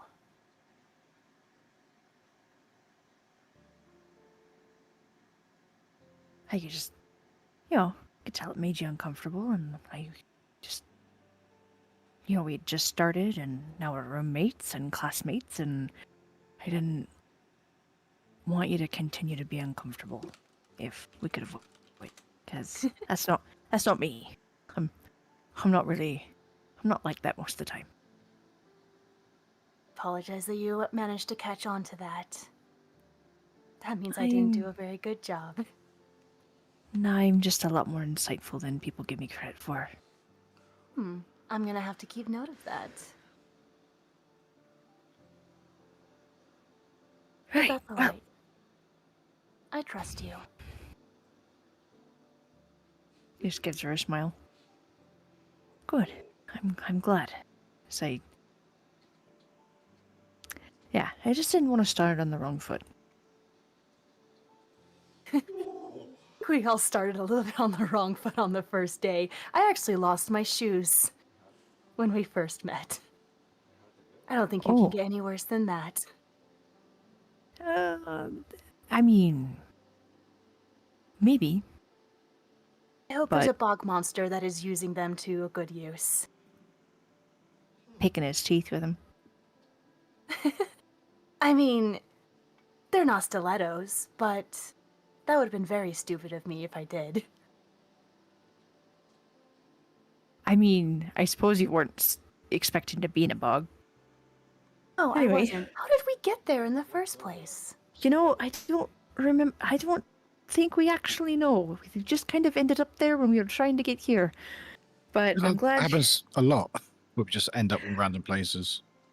I think it's a matter of magic. Yeah, this place is it's all magic. So sometimes it gets a little wild, I suppose.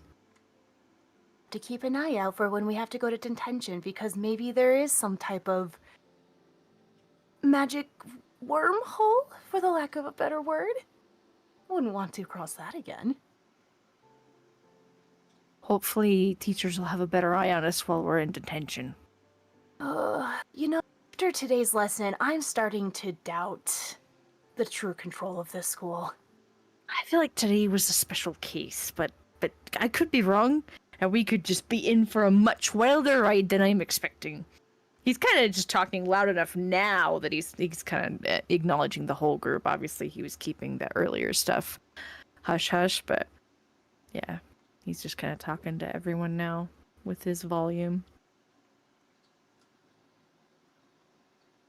But yeah, this place is it's definitely not what I was expecting, but at the same time, I'm not sure what I was expecting. I definitely wasn't Exactly. expecting to fight a water elemental on day one. I wasn't expecting to be accidentally thrown into a bog on day not Hero. one. I mean day zero. Day zero.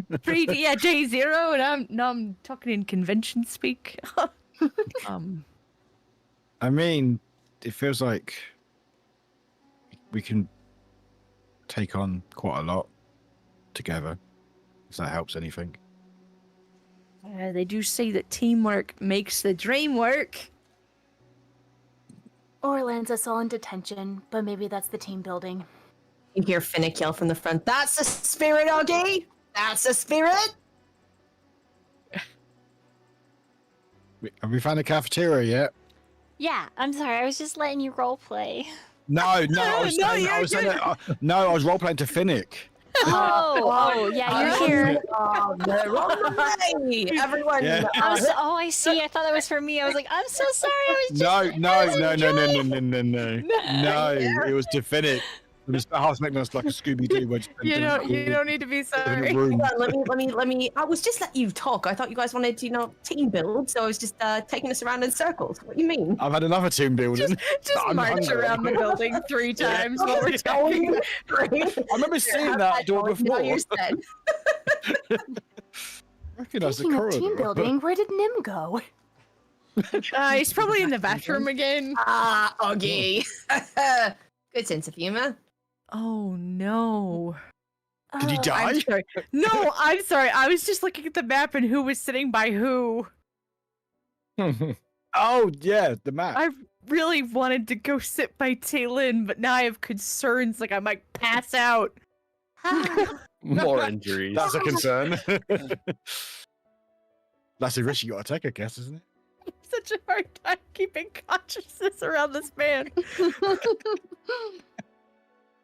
Amazing. Uh-oh. Right. I don't like this. I don't like this at all. As soon as you step in, Oh, that middle table's interesting. you see on the middle table Professor.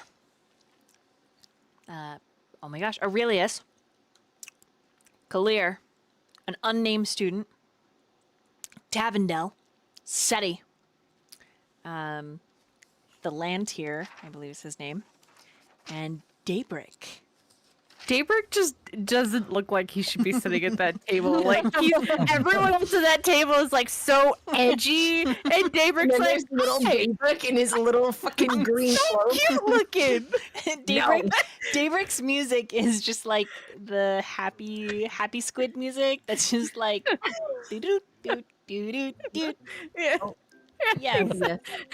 He just doesn't. One of these things Oh, is yeah. not like the other. OBS crashed. Hold on. Oh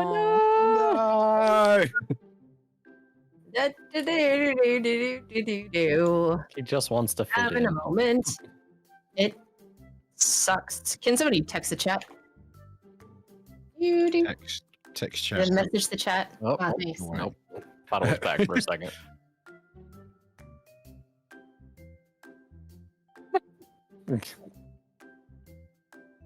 Shaking Wow, my head at you, Warwick.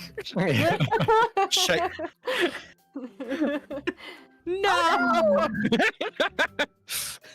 I love being cheeky in other people's streams. It's so funny. Mm. You know what? This is your fault, Warwick. This is why It is this 100% my fault. 100%. I'm Gosh. gonna get it back up and running. I think it's working, but my model is having a moment, so there's that. Is it your model playing up? So is it like a misconnection or something? I don't know. A little bit of both, I think. Well, you are back, but your model's gone. Yes, I turned off my model just for a Oh, second. okay. Cool. Where's that one, that freeze one that we had a while back? Was it you swearing or something? Like a freeze frame. Was it you swearing? What, you want me to put a picture on? I'm sure there wasn't. We had some issues with your model before. Like it was just still of your model, and I think wasn't it? I got those.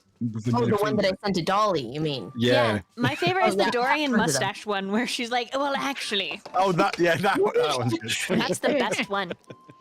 That one That's brings my me favorite. Thank such you joy. very- I'm so glad Such you enjoyed joy. that. Mm-hmm. Mm-hmm. Okay. Well, I will say Daybreak's even kind of wiggling in his chair, excited as Professor Aurelius looks very stern and serious, discussing with the other young individuals whatever it is he's discussing. And then go ahead and move your camera around. You'll see that Professor Corian is sitting with Taylin. You'll see that there's an unnamed gray kitsune sitting with Apple and Relicus. And then you'll see a series of other unnamed students, maybe even a little Penelope up by Alan, and then further still Mist as everyone is having lunch. Other faculty members and students are filtering in. In fact, standing behind you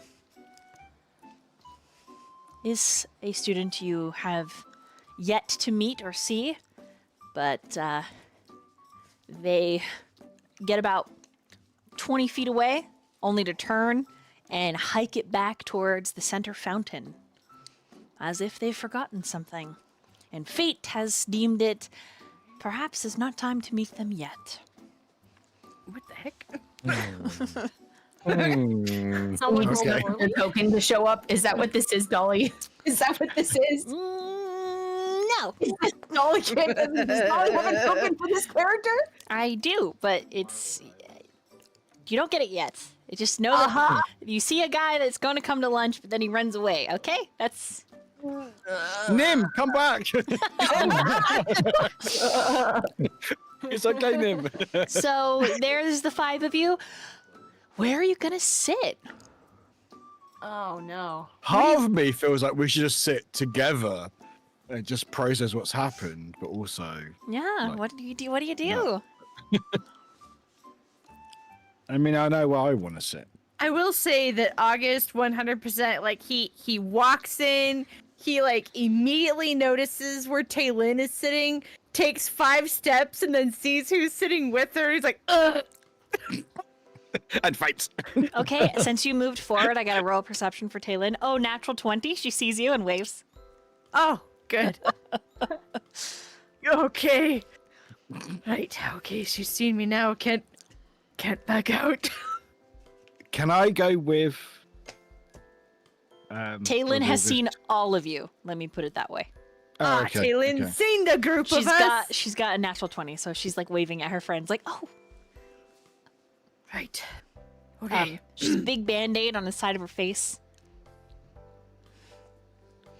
I tried really hard to make it look like I didn't falter in my steps since she noticed us so quickly. And Can I help August stay up or in any way? I'm fine. Absolutely, you can reach out, grab a hold of him. I'm fine. Yeah, don't need any help. Okay. Well, we are here for insurance. Just in case. Yes. Right. Should we just? Okay, here we go. I'm gonna march over and attempt to sit. No problem. You're marching over. My question.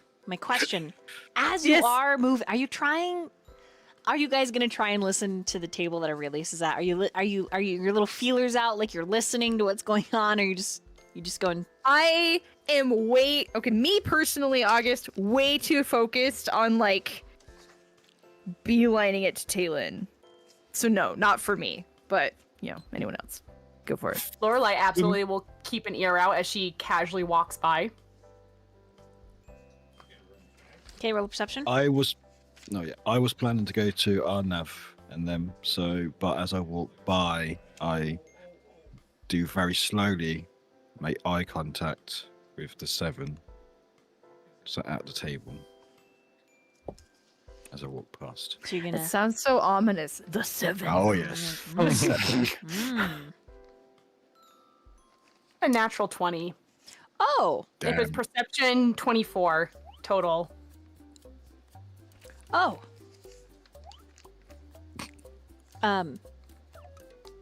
Okay, and Cassius. Hmm? Are you any of the? You listen, no listen. If he sees everyone in the room, I think when everybody's walking, he's gonna actually make his way over here and approach Tavendel and Kalir. Oh. And just in the mid. Okay. Okay. Just Right. in the middle of everything. I love you. Just like, oh, all right. Okay. Cool. Then that's fine. Okay. So, Finnick, what are you doing? I guess. Oh no. I sent you a Literally, message in the I feel private like chat. the orc is about to start something. You lied to me. Oh no. I sent a message in the private chat because that's what Finnick is telling me, and I'm like, no. Oh, Oh no. oh no. The inner Finnick voice scares me. And that's exactly where he's gonna go.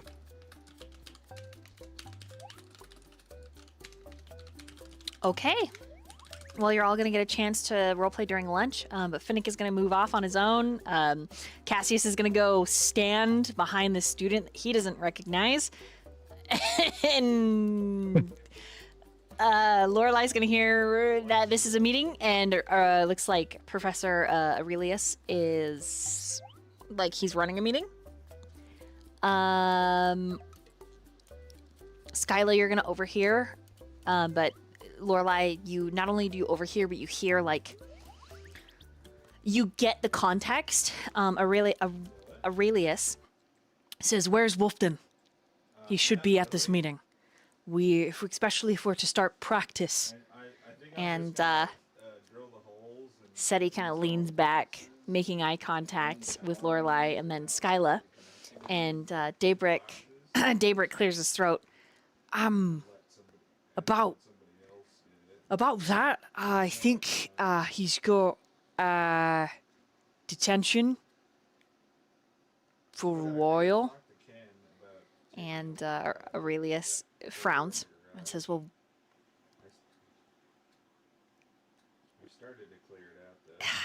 he actually doesn't know what to say." I think when Daybreak says that he's got detention, everything kind of like dries up, and then his eyes flick over to Cassius, and he says, "Can I help you, first year?" My apologies, I do not wish to interrupt. I simply wish to speak to Tavendel and Kalir. Then perhaps you can wait until after we've finished our Mage Tower meeting. I can indeed. And he will come and sit at the table across from them. Okay. I will wait. Just an awkward wait, just staring at them.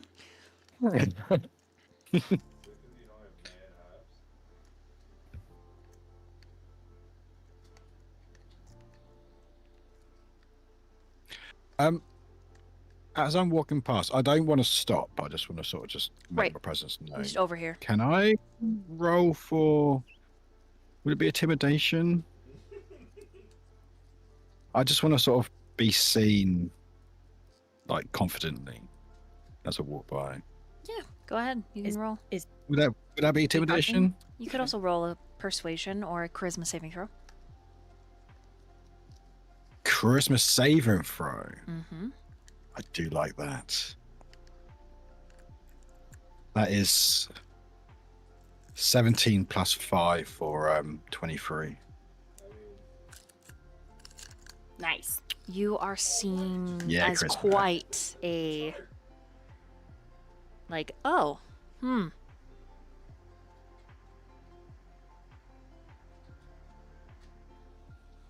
Can I just keep walking? Okay, go ahead and move your Two. token wherever you go. How do you guys want me to do Yeah. this in terms of turns? I guess whatever works for you, I guess, unless anyone's got any preference. Okay, so I guess Roll a die to see who goes first. I'm gonna shift over to Lorelai. Is that where you're gonna be sitting, Lorelai? Do you want to just move to where you're going to No. But she's gonna do something a little similar to Skyla, but instead of more like, look at how cool I am. You mentioned that Seti caught her eye. Did any of the other members of the table also catch her eye, or Oh. they were looking at her? I mean, yeah, of course. Tavin, he shoots you a wink and a smile. Oh yeah. Yeah, the Kalir looks at you, then looks down at his lap. Well, Laura, actually, so Lorelai will look at Seti and Tavin, and she'll just do a little smile, and she'll like do the hair flip, like off of her shoulder, but she'll also try and catch Kalir and actually wink at him before moving Oh, no. past.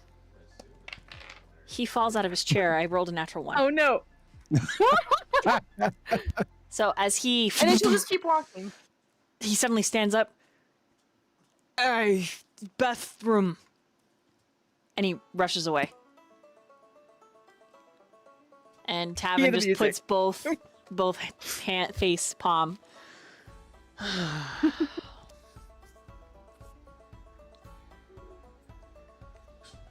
And the professor frowns even more. Aurelius is, why is he running? And Tavin says, He's going through some things, sir. We've had a long Morning. And Aurelius. Well, then why don't you go after him? Make sure the boy is okay and doesn't pop a blood vessel. Sirens are not that. Regardless. Please. I would like to get down our practice schedule. This whole team is a mess. And he mutters under his breath slightly. And Tavin is like, of course, sir. And he's gonna stand up. And then Daybreak stands up. And Daybreak's like, I'll go get him. And Tavin is like, I got it. And Daybreak's like, no. I do it. I'm real nice with people. And Tavin just, no, sit down. I'll go do it. And Daybreak looks really heartbroken. Yep. And that all happens because you flicked your hair off your shoulder. Right. Mm-hmm. When you sit down, Lorelai, this guy, Mm-hmm. Philan. Yes, my stingy boy. Philantier is he's got a slight chuckle. It's a little bit of a heh. Just a little. Just a little. Just a small, like, that was amusing. Regardless. I'm gonna go around Robin. I'm actually gonna start with Cassius this time. Yeah, if I saw them both leaving, I think he would attempt to casually go after them. Kalira's running. Well, Casually, you could catch up to Tavin. But yeah, yeah. then I will catch up to Tavin and attempt to walk with him or run with him if he starts running. No, he's just walking. He's just casually, and he's like, Oh. Cassius. Pleasure. I wish I could say the same. Oh, Have I done something to offend you? of course not. Why would you say that? Well, you allowed me to believe that licking of the hand was a draconic greeting. I do not appreciate being misled. Hold on. I'm sorry. You asked me if I partook in the licking, and I assumed you meant like the French kissing. Yeah, I thought it was an orcish reading. Oh, You genuinely thought it was a draconic greeting? Splendid. Quite fascinating. you will forgive me. As you know, many of my brethren are not a fan of draconic culture, so. But I fancy it quite myself, so. Really? You're interested in draconic like, for certain? It is quite fascinating, yes. somewhere up her head, Kalir smashes through marble and is like, sorry! And keeps running. Would you like some assistance in retrieving him? Oh, he'll calm down eventually. He's just a little riled up from our, disciplinary action this morning. There was discipline involved after Oh, yes. The water elemental.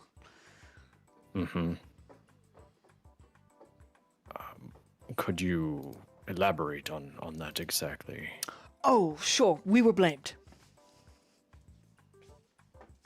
For Professor Havelock's incident, you were blamed. Well, there's, proof in the magic traces still under investigation, but for now I've lost my scholarship, so I might be going home, and, Kalir might be joining me. Interesting. Is that does not seem quite fair on I would agree with you. Roll an insight. Let's see. Insight. Mm-hmm. 15. He's incredibly sad about it, but he's just trying to be fun. Perhaps there's some way that we could assist in this investigation.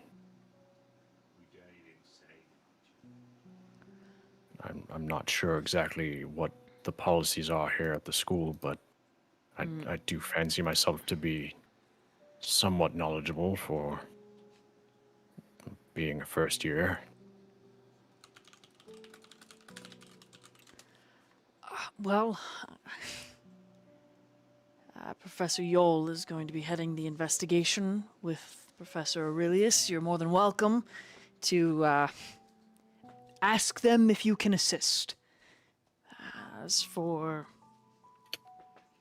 Well, I know that they're going to have Corian sniffing around.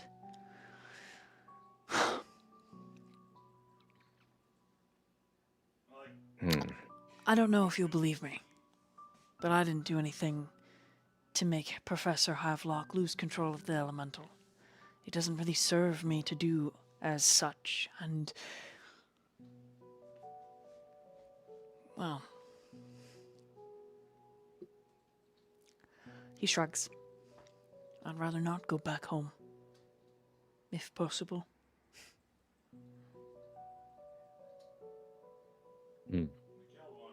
I don't know what you face back home, but I can understand not wanting to return. Oh, just unpleasant noble marriages. You know, my life set out before me and already planned. Just typical bratty things, you know. Should take it like a man and go marry and continue the name, but well, I don't want to bore you with the details. Yep, he just kind of dries up after that. He says he won't bore you with the details. He's just complaining. I was unaware that you were of nobility. Ah, don't I look it though? I mean, and he kind of does a little shimmy. Come on now. I have never really interacted with those of noble stature. Well, they're usually So- pretty, and they're usually assholes. So, Is that how you would consider yourself? A absolutely. pretty asshole. Undoubtedly. Well, Did you get in trouble as well when you were questioned? Were you questioned? I'm assuming you were. We were all separated and questioned. Said he got the worst of it for certain. I was not directly questioned. There was a situation, and I think we were interrupted, and they ended up letting us go. You weren't But questioned. I don't think we are quite off the hook, as Professor Havelock seemed quite determined to speak with us, possibly at detention. So Well, good luck. It's unpleasant, to say the least. But it seems like a lot of us will be joining you for detention. So, that's fun. well, better to see you there than going home. Expelled? I just hope they find out who actually tampered with magic. You know, if you and your friends could maybe investigate in a way that the teachers don't know. And this is just a hunch. And Kalir runs into somebody, and there's a minor explosion. Watermelons going everywhere, and he just then starts hyperventilating. He starts eating the watermelons in panic. Yes, and as Tavin continues, because I'm not certain it isn't someone on staff. And he kind of looks around. Most people are distracted by Kalir and his panic. I'm sure you've noticed, but this school, there's something odd. Not only the disappearances that started a while back, but the tension between the teachers. I understand that some of them used to adventure together. Many of them are tired. But I think there's something else going on. I think some kind of war. Well, that's too large of a... It's not actually a war, but it's some kind of battle between teachers. And I don't know who's on what side. I don't know who to trust. That's very interesting.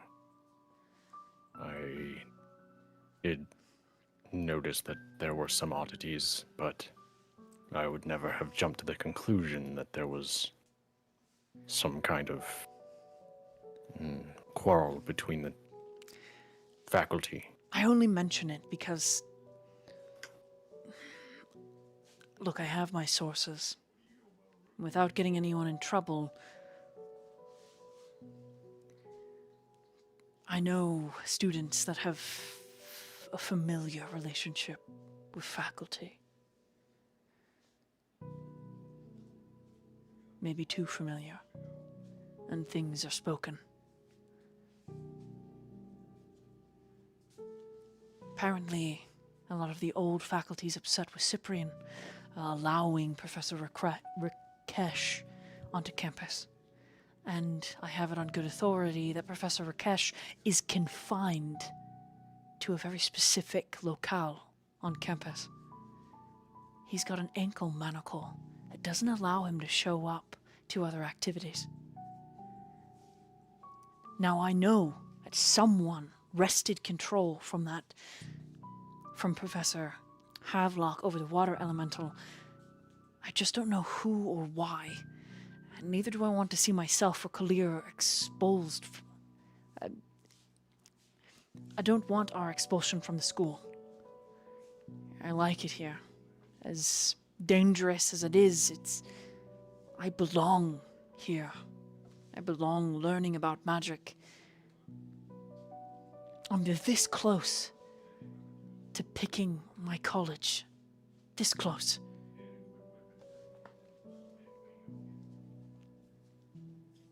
Well, I will bring it up to the others, and if we can manage to... You will. Fantastic. No pressure, of course, but it's just your scholarship doesn't work like the rest of ours. I have it on also good authority that Professor Corian favors you, and he's quite a large vote on the board. I'm sure even if you're caught, you could... Well, just don't get caught. Well, as I said, I will bring it up to them. I cannot promise that they will all be quite as accommodating, but perhaps if so, we could figure something out. An exchange of sorts. Absolutely.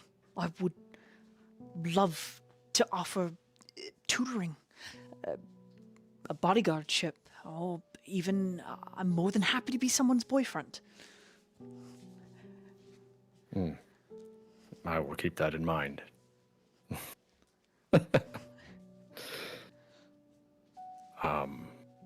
Perhaps I should allow you to wrangle Kalir before more damage is done. Of course.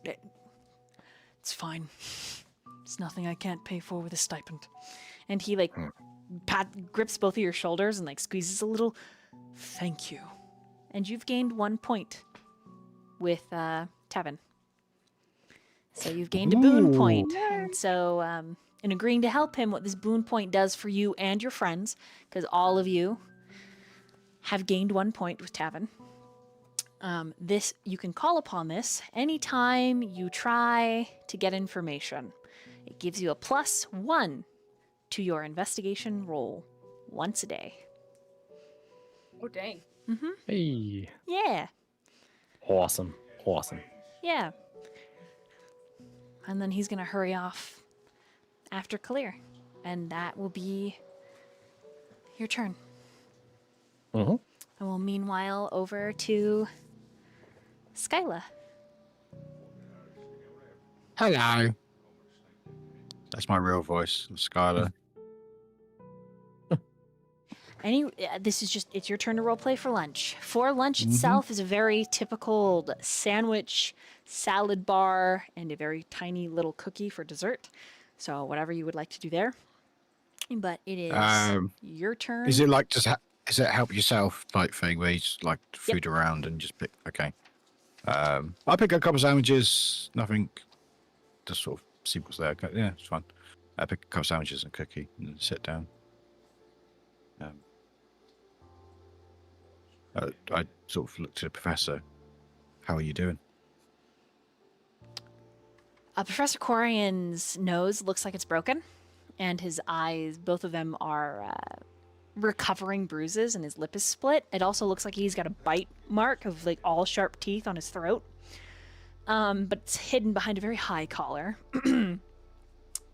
And his like wolf cut is like brushed forward to hide the mark as well. Just looks like he hasn't been able to get to the infirmary, and the infirmary is probably busy.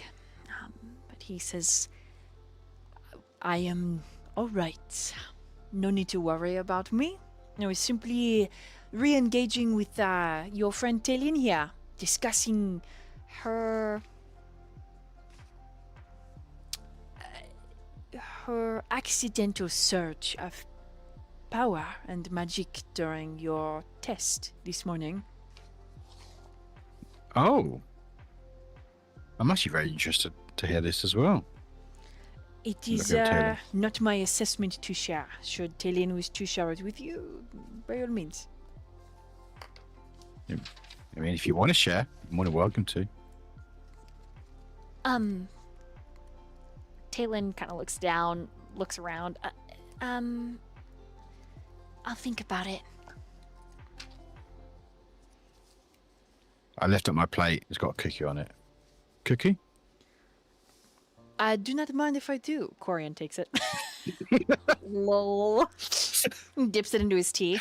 So, That works.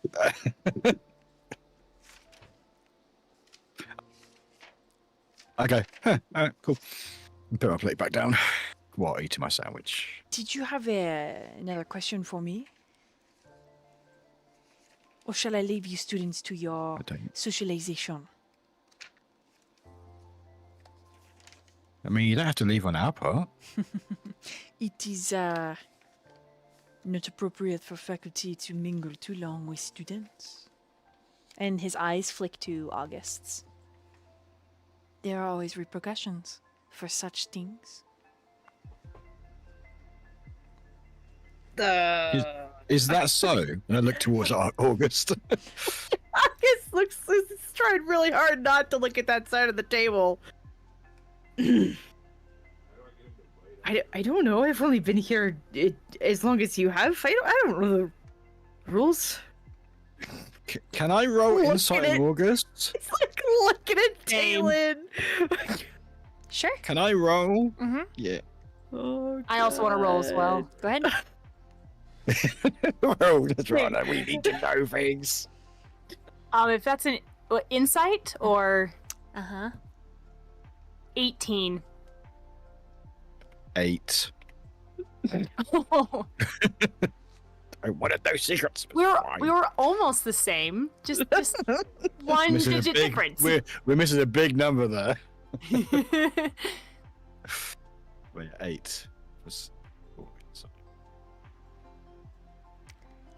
I mean, there's definitely a hint at something, but it feels like you're trying to get something out of August over Corian. Yeah. So what would an 18 what August? He's fucking lost. He doesn't know why Corian looked at him and said that. He's I don't know. Yeah, The like blind side is amazing. yeah, he's just like he's clearly he's uncomfortable. He's trying really hard to act like he's not uncomfortable, but he definitely is. But yeah. With the 8, you just gather he's uncomfortable. You don't know if he's with the 8. You don't know if he's uncomfortable because he's hiding something juicy, like you're hoping for. With the 18, he's clearly just uncomfortable, and he has no fucking clue why Corian would say that. And look at him, he doesn't know. It's like, God, why? I just wanted to come check on Talon. Player to player, would he potentially be talking about the stuff in the infirmary?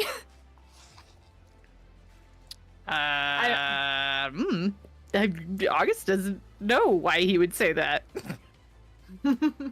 August has no idea. He really doesn't. He's like, I've met the man twice now, once in front of everyone and once at the infirmary. I don't know what he's insinuating. I don't know why he would say that. Look at me. Makes me awkward.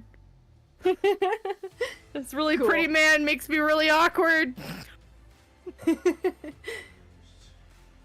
yeah, I don't know. That's what you get with your 18. It is not that we are not allowed to do our tutoring, which I look forward to tutoring all of you. I am impressed with the earlier testing. There is just a bit of control that is going to be necessary should you progress in our fine university. And now tell me, Is there Oh, any, perfect. tips or any suggestions you have? as far as controlling your own magic, a type of meditation, resting your will over the weave. Mechanically, charisma saving throws. Once a day, using a short rest to just completely focus on your connection to the weave. It will aid you in your control. Now, something else I can advise is to limit your casting. And when you do cast, use your Atlas as your focus. It will help temper the magic. You see, because the weave is just a way we access magic. The weave itself is not all magic. And he gets this knowing smirk. And he stands in one fluid motion, his robes unrolling around him like a black flower. Now, where did your Finnick read scurry off to? And he scans Bozand. I believe behind you. Ah, perhaps I will let that conversation play out. It was wonderful. I look forward to teaching all of you one-on-one, and I think I will be aiding in your next class. Draconic creatures, correct? I believe so, yes. And then out of his sleeve, he pulls an apple. And he sets it down among all of you. Would you see that Nim gets that? Yes. And then he steps Of away. course. And with a flick, he lifts the big wide-sleeved robes. And as he... Can I? Yes? Does he manifest away or does he just walk away? He's going to or- walk away, but he manifests like a big wide-brim hat and lace gloves, and his head to toe he's pretty Sounds much right. covered. Yeah. Okay. Not too loud, but loud enough that Heavy hears me. I do say, you owe me a cookie. With a slight grin on my face. Smirk, I would say. Okay. Roll a persuasion with advantage. Ooh. Green or purple? Yeah. Purple. Yes. Done. Persuasion with advantage. Persuasion with advantage. Oh, okay. So first roll was 17, which would have been a 23. But the second roll was a nat 20. Oh, Okay. total Dang. of 25. Is there like a you're attracted to Corian at all? Oh, Is there 100%. heat? Okay. 100%. Okay. So with 100%. 20, I think I would say it's like just like power. okay, with a 20, he meets your gaze with equal heat and says, "I think that can be arranged. I like to host a book club in my private garden." I love books. So do I. I would do you one better than a simple cookie. I do. Toodles. And when you look back at your plate, a lace handkerchief with a scroll wrapped around the middle is right next to your plate. And the handkerchief is all black. And he said a scroll with it as well. Mm-hmm. Wrapped around the middle like a napkin holder.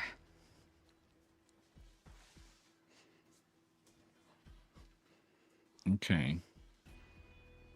Is it how is it there? Like, I know it's a weird question, but like, is it just as though you forgot it, or was it left for me? It's literally right on your utensils.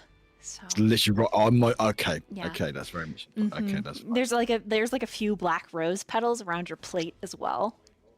So yeah. Subtle, It he was- is no, not. It was a kiss of death. He's quite fabulous, is all I will say. Okay, cool. Okay, I pocket the handkerchief and the scroll, but I don't look at it. You don't but look I at pocket it? Oh my gosh, okay, you pocket it. Damn. Okay, all right. Yeah. As soon as you No, I'm not pocket gonna it, look at it yet. the rose petals they burn away like they were ash and disappear. And he's moved off to a different table. Let me move his token. I will say, as he walks away, if you watch him, there is a sachet to his narrow, slutty waist. It is very purposeful. And What a with line. with a natural 20, it's very obvious. Fantastic. It's one of those things where it's like you're trying really hard not to watch, but you can't help to watch. Enjoy the experience. Yeah. Okay, so with that, August, your turn for roleplay. He takes a really deep breath and recomposes himself. Mm-hmm. Right, Better so than last time. he just looks like he just lost all like that deep breath. He was like, "All right, working up some confidence," and then as soon as Lorelai said that, it's like all the confidence just left his body. He's like, "Right, yeah. At least I stayed conscious this time.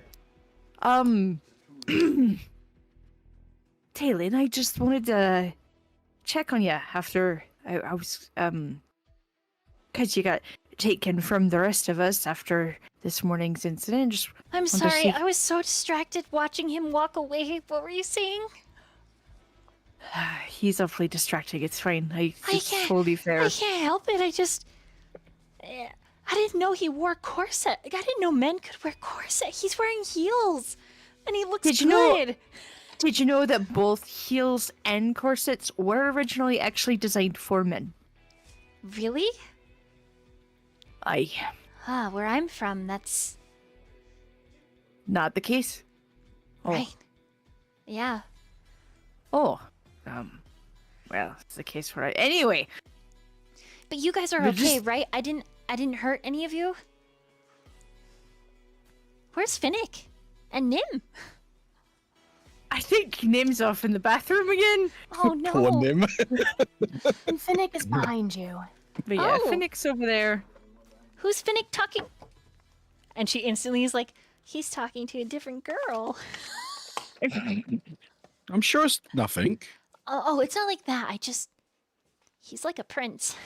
He's really handsome, and the way he talks makes me happy.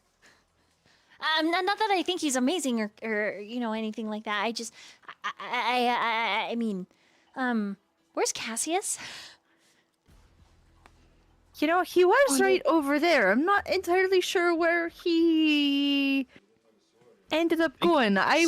He's not talking to another girl, is he? And she like stands up and they like gets on her chair because she's so small to look around. I mean, it's possible. There's a lot of people What do here. you mean? I have to find him. And she gets down. Wait, I But he was interested in speaking to Seti's group. What? Why? I don't know. They were having a meeting, and Cassius said that he wanted to talk to them and sat down next to them. Her little I'm not sure what happened. her little after hand that. paws clench. Her tail's like gets large and her ears flick back. Why would Cassius want to talk to Seti? I don't know, but to be fair, and you've got one up on everyone else already, because you share a room with Cassius.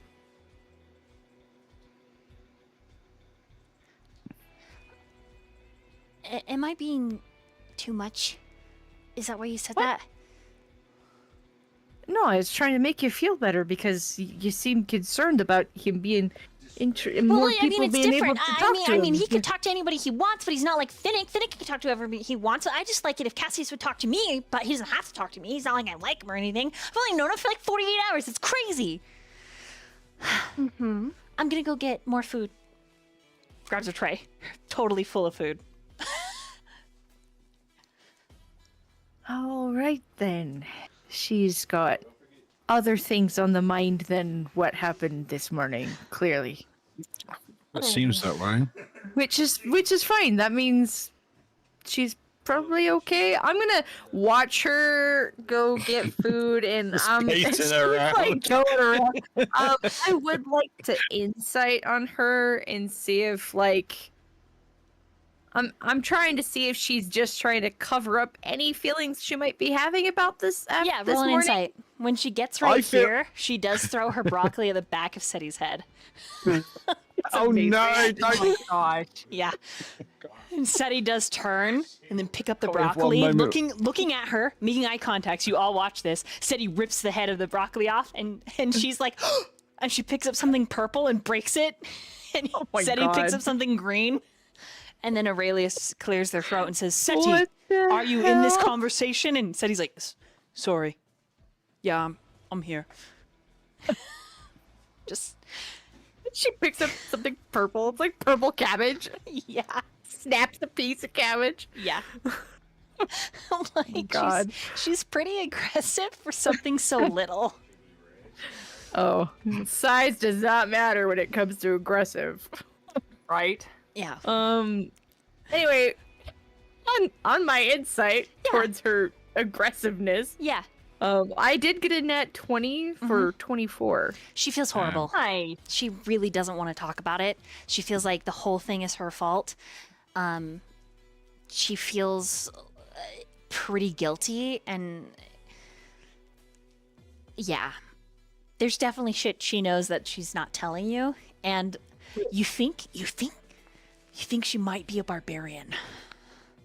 Oh, there's no thinking about it after Yeah. this morning. Like just and then Right? like watching the like rage simmer and like how she like is looking for a fight even though she's so delicate. Yeah, you're like yeah.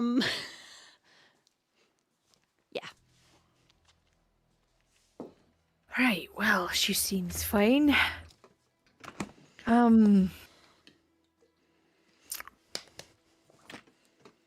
I don't... Fine but guilty. Worried about Right. Well, right, that's what he says out loud. She seems fine, but keeps that knowledge to himself. Okay then. I think I'll just go get some food then and hopefully have a less eventful lunch now that... Yeah, anyway. He'll go get himself a plate of food and sit back down. Okay. And just chill.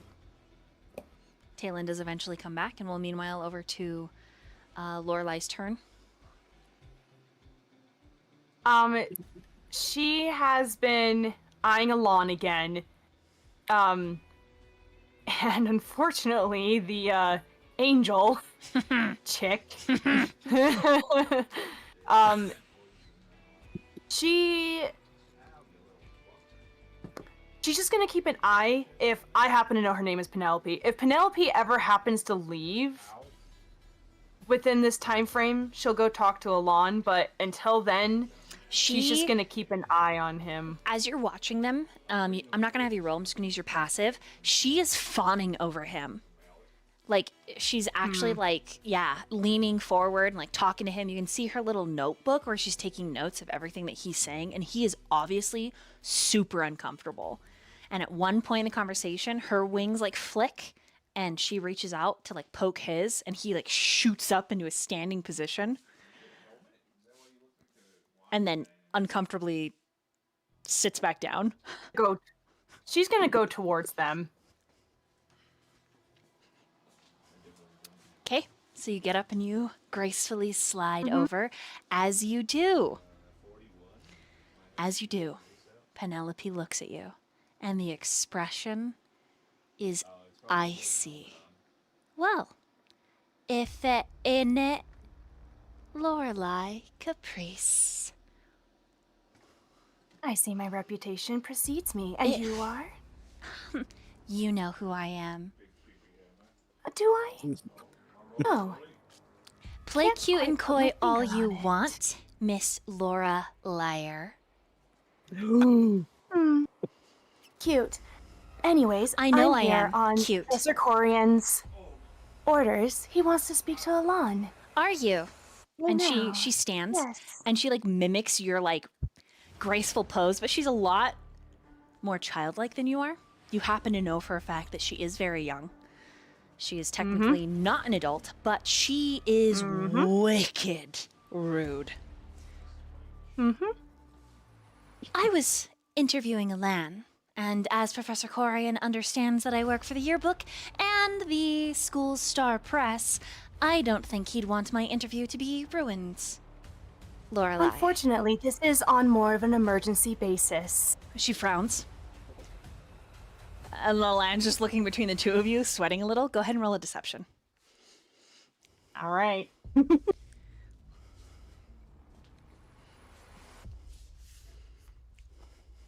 That is a 21. Okay. She believes you, and Alan does stand, gathering his things and his food. And Penelope puts hands on her hips before she drops one. And she does this little tapping thing that you've known that she's done ever since you met her previously. And she's like, well, glad to know Corian's your choice of professor, then, Lorelei. Tell me, You know, I might does he taste like apples? You would know. I don't know. I feel like you would know that since you know everything. And she'll just grab Alon and leave. You're right. I do know everything. I'm gonna You're find an out why idiot. you're here, Caprice. I am excited to see what you find. I'll dig up dirt. And once again, Just you wait. and she just grabs Alon and walks him away. And he's like, thank you. Sorry. I've never been more terrified of someone so small in my life. She's a pretty vile person. I don't know, where are they going? She's actually gonna, oh gosh, where would be a good spot? She will actually start taking him towards Corian. Oh my gosh, can I even, there we go. But yeah, she just starts walking towards Corian. Is, Penelope eyeing them the entire time? Yep, and she's taking notes in that little notebook of hers, and she looks over at this table. The minute she clocks Taylin, August, and Skyla, you're aware. Because she gets this little evil smile, like, and writes it down.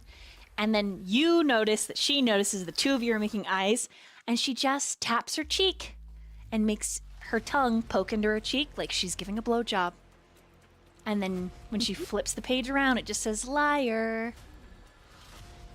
She just smiles at her. Unfazed. And she will actually go directly with Corian, with Alon. Okay. You just sit down at Corian's table.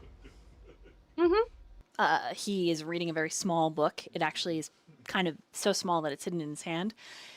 Make a perception check.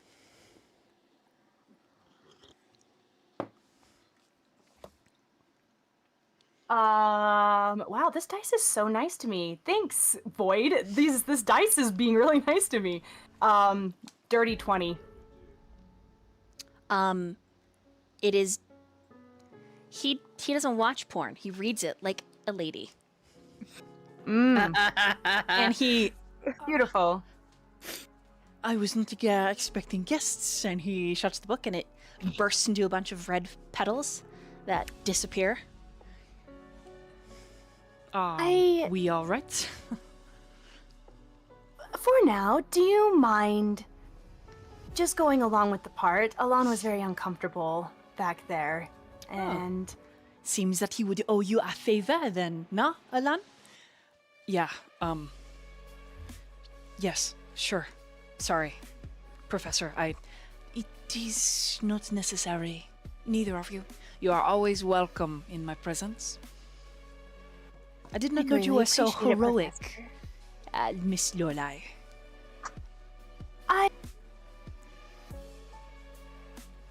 I don't appreciate other people making others uncomfortable. Indeed. It makes the entire room uncomfortable. This is a rather large room, but I will not ask further.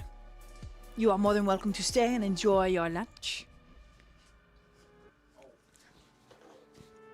I appreciate it, Professor. I really do. Perhaps you and I can, discuss more later, Lorelai. I'm looking forward to our tutoring sessions. Oh, goodness, sessions. As am I. Happen to have time to read more books. I noticed that you invited Skyla. Is that an open invitation, or is it only for very specific people? And he kind of gets this heat in the gaze, Lorelai, that you recognize. Mm-hmm. Oh, you know the game. You just smile. Yep, I know this game. And he produces another black handkerchief with the scroll around it. It is a private group, but,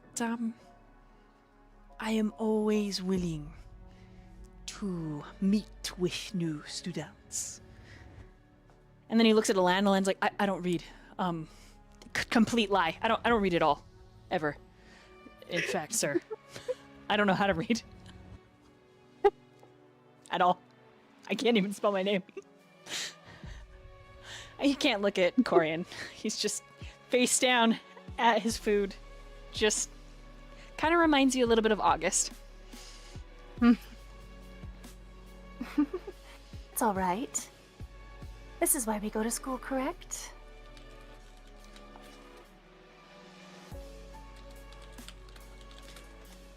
Yeah, correct. And Corian just chuckles and then drinks his black coffee and continues to eat. And that's when Lorelai will actually turn to Alon. Are you all right?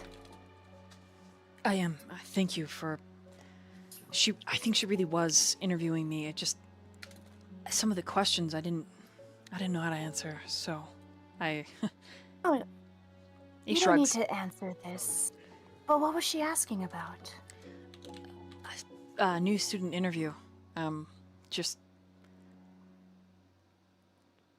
personal New- questions just about the elemental things, and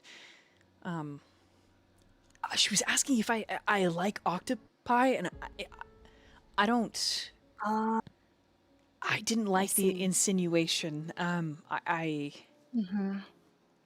so guess she saw something in class. I don't know how she knows that. And he talks only soft enough that you can hear him. And Corian kind of, leans back in his chair and reads like he's not listening. Mm-hmm. But Alan says, and then he shifts and he's like, I think Well, I think she knows something. The elemental wasn't acting normal. No, it wasn't. And I think she knows something, or she... And then he glances at Corian, who's pretending he can't hear. And then he just gives you a look. Here. And he pulls out his atlas. My number. Of course. And she'll do like the swapping. Listen, I don't know how she does it, but she always has ears everywhere. But hopefully, she will look for other prey. Unfortunately, my intervention might come back to bite you. Yeah. So I do apologize for that. It's alright. She's a petty bully. I mean, I guess she could write terrible shit. I don't know. She's gonna do it regardless, so really, the best thing you can do is just keep your head high. It drives her insane. I appreciate it. Thank you.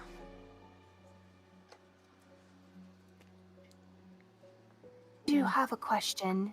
I'm sorry, I did have some ulterior intentions of coming to you. Do you mind if I ask? Go ahead. I saw you last night. Did you hear everything? Yeah, I just have I have 5 fish. He nods. The yellow fish. I did. Good ones, they restore health. I'm sorry. Well, since we're both under Penelope's target,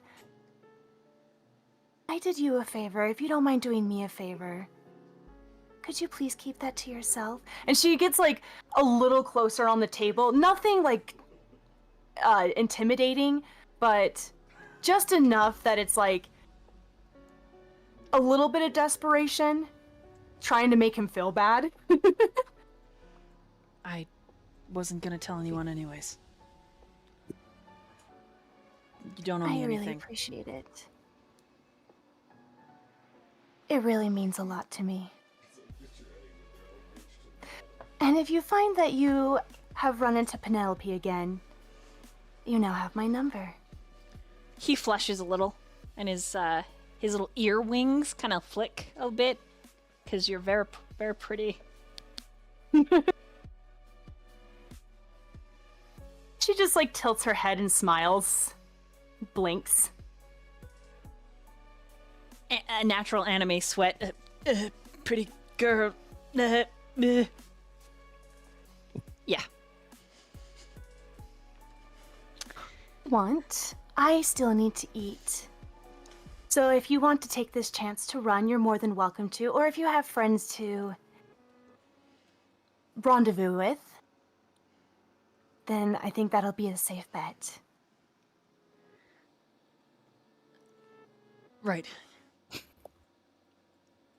He doesn't say anything. He just is sitting there, just kind of staring at you, pretty girl. Man, this would be so much fun in real life. Get wiggly wart out of my And she'll just stand up and just say, I appreciate your help, Professor Corian. Corian just gives you a farewell. Alan just lifts his And she'll arm, just like, look- bye. She does the like the finger wave, like with all of her fingers, like the like Bye. and then just stands up, smiles at him again, and then leaves. Okay. And then we will meanwhile. She'll grab her really, really plain food and go back to the rest of the group.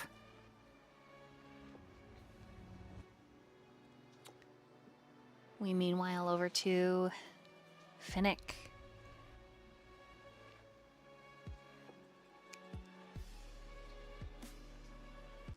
Hello. You are approaching Mist. his approach is sharp. It is guarded, and there is this layer of charm that masks his obvious disdain. His wings are tucked really close behind his back, as if he's hiding them. And his tone is cautious calculation. There is a diplomatic level to it, but there is an edge of serious distrust. And he sways to the table and takes a seat right in front of her and says, "Ah, an honored guest from the Unseelie court. To what do I owe the pleasure? I'm sure it's nothing too troublesome. After all, mischief is just part of your charm, isn't it?" She's eating and looks up from her plate.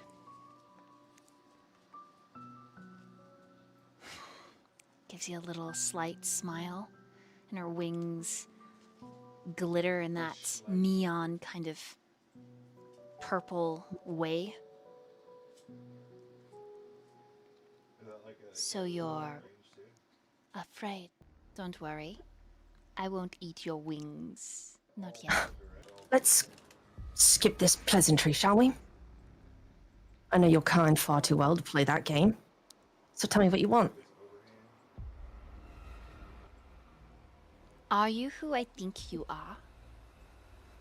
And who's that? A missing boy?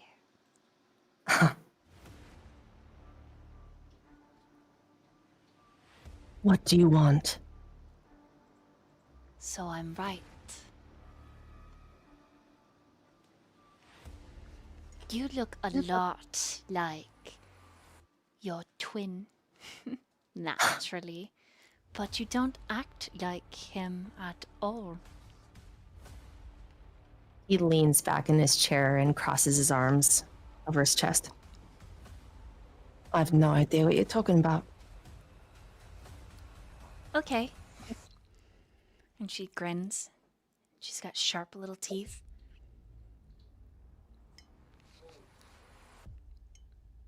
So tell me about you. I'm going to school, Mm-hmm. helping Professor Mahendra. Helping with what exactly? His lessons, naturally.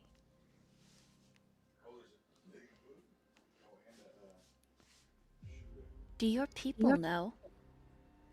Or are you here on a lie? I could ask the same of you. Why do you think something like me would be in this school? Little fairy. And she leans forward and then bites the air.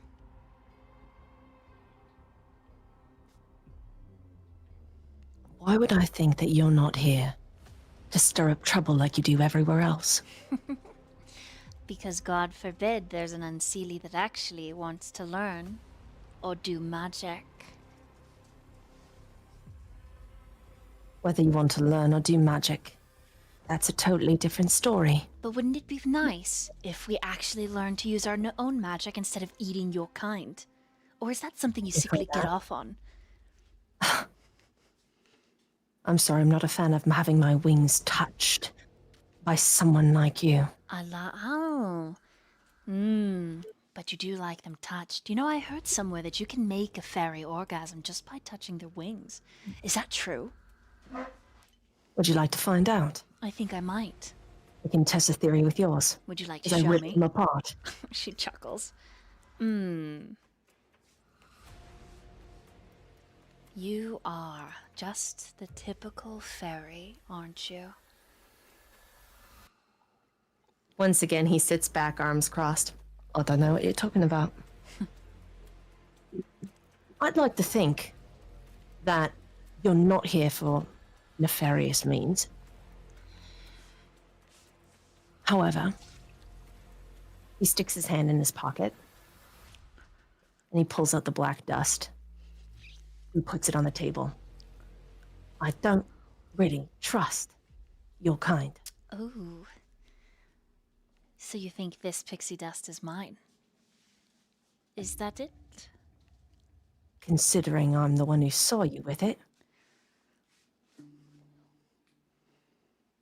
I'd say yeah.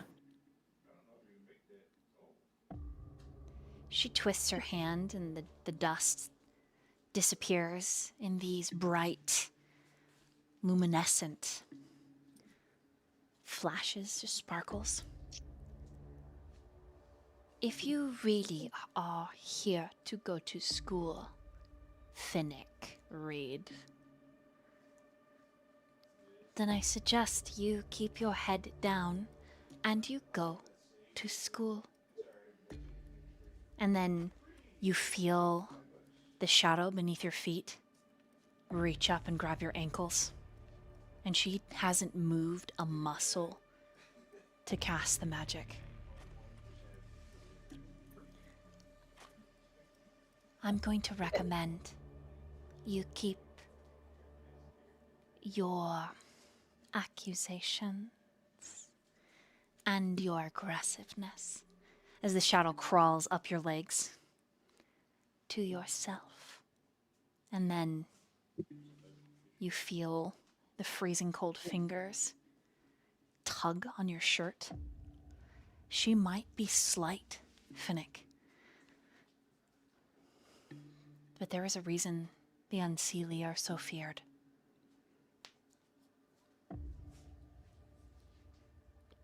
Within that tiny form contains monstrous capabilities. And who's to say how many fairies' wings she's eaten? How much power she's really contained? His tone softens, but there is still this undercurrent of caution. And he says, well, seems my tongue ran faster than my common sense. My apologies. Perhaps the shadows have knocked some sense into me. I'm glad. And she leans back and they whiffed away. Because But they're trust, everywhere in this school. even those who hide in the light have a shadow. Trust is a tricky thing. And you and I, the history between my family, You mean your kind in particular? my family.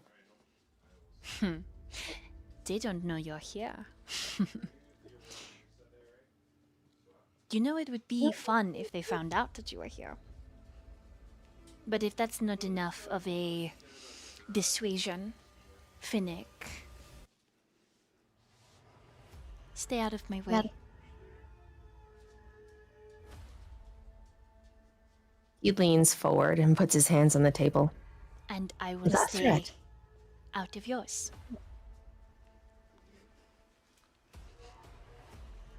I'd really like if you and I could perhaps find some common ground.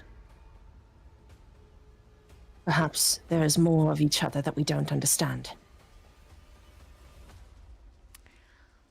And as you've sort of pointed out, I've been quick to judge.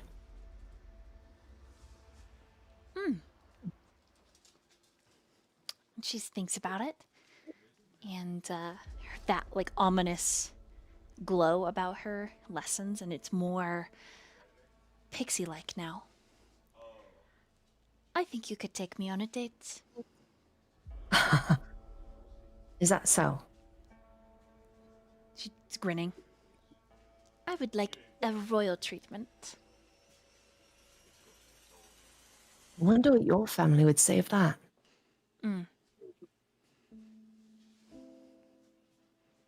I don't have one.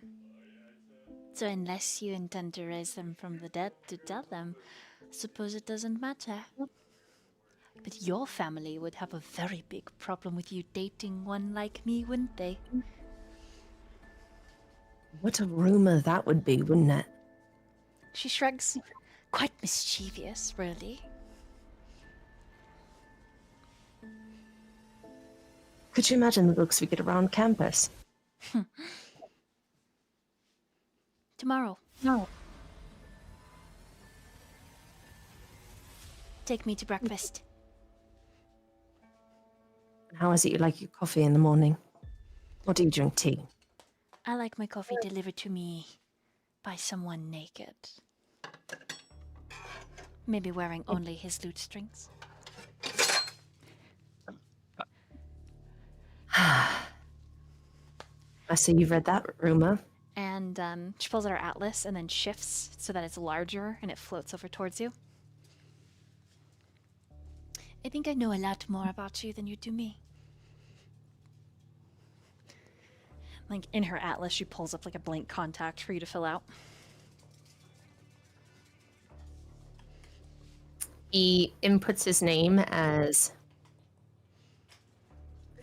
Finn, and then puts a little heart emoji beside it, and then a winky face. Okay. And then when you turn the atlas back to her, she messages you. And it's just a rose. He puts he'll edit the contact and put little butterfly wings beside it.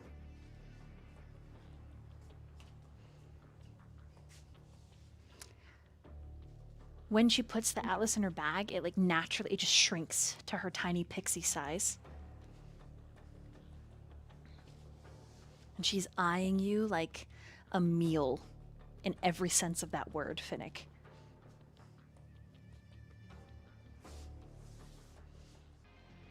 All right, Finn. All right. Finn. Oh. Oh, man. Finn puts out his hand.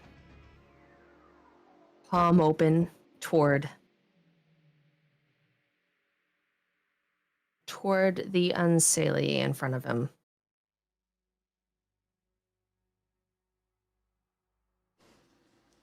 Waiting for her to reciprocate. I'm so sorry, what was the last thing you said? Oh, he put out his hand to her and is like waiting for her to reciprocate. Okay. When she reaches out for you, she grows in size so that her hand actually fits in yours. And it's very cool to the touch.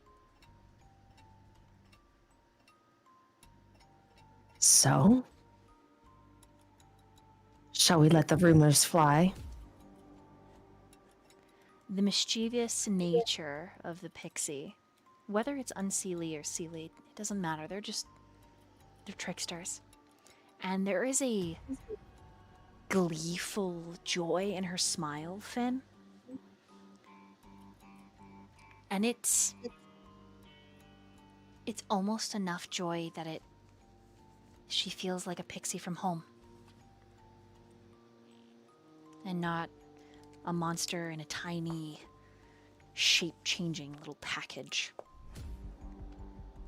There's real joy in her gaze. I think... Does she give him her hand? She does. She takes it. And it's really cold when she takes his hand. I think... Kisses her knuckles. Okay. All right. Okay. Hold on. All right.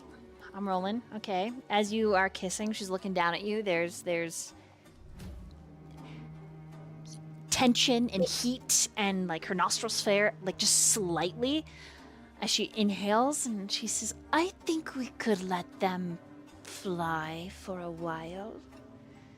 And then she's gonna tug you forward so that she grips the front of your shirt and you two are nose to nose over the lunch table.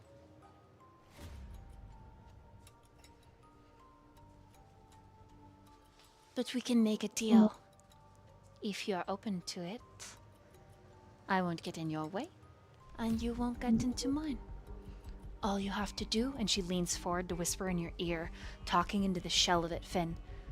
All you have to do is say yes.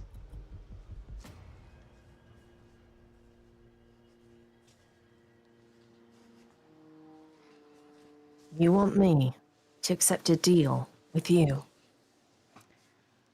without any knowledge or understanding.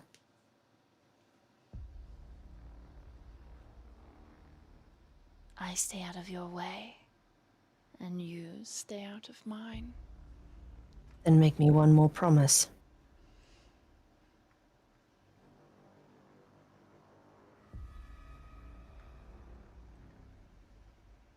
I'm You will listening. not hurt anyone of my friends.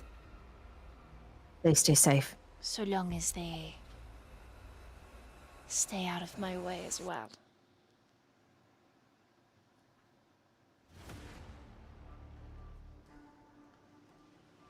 I will stay out of your way until the moment comes where one of them is hurt.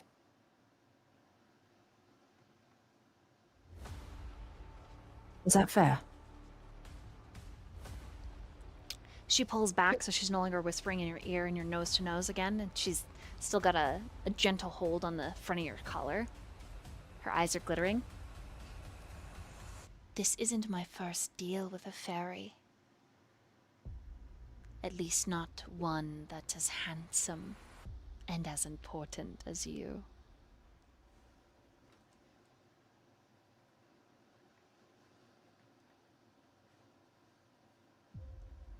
Finn is hesitant because he doesn't make deals. Even being Faye himself, being who he is, he knows the weight of a deal. He is very hesitant. She's waiting. Oh, I'm processing his Finnick.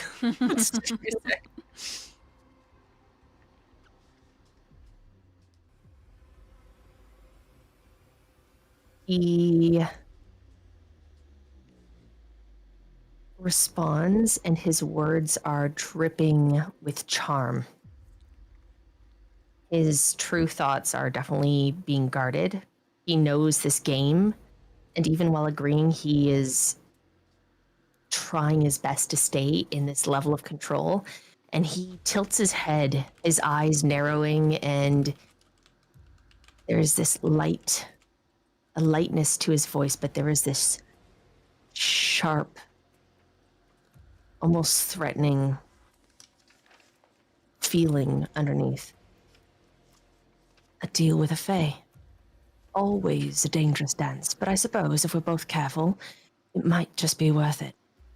And he gets closer, pulls her ear close to his mouth.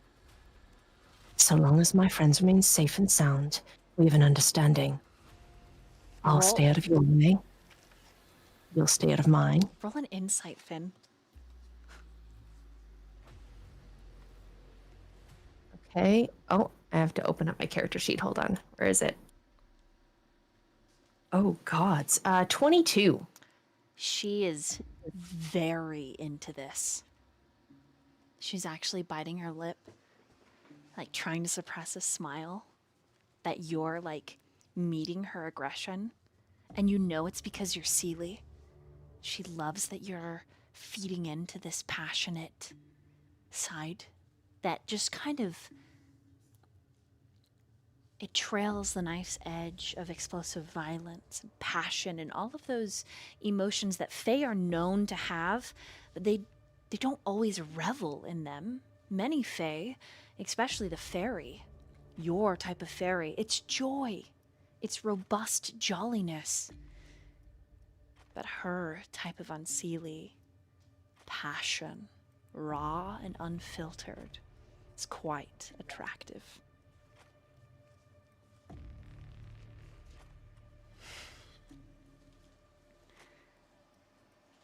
He chuckles in her ear very softly.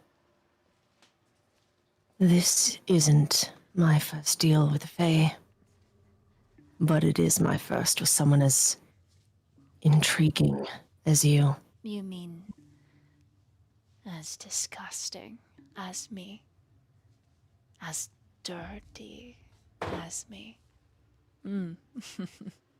As delightfully.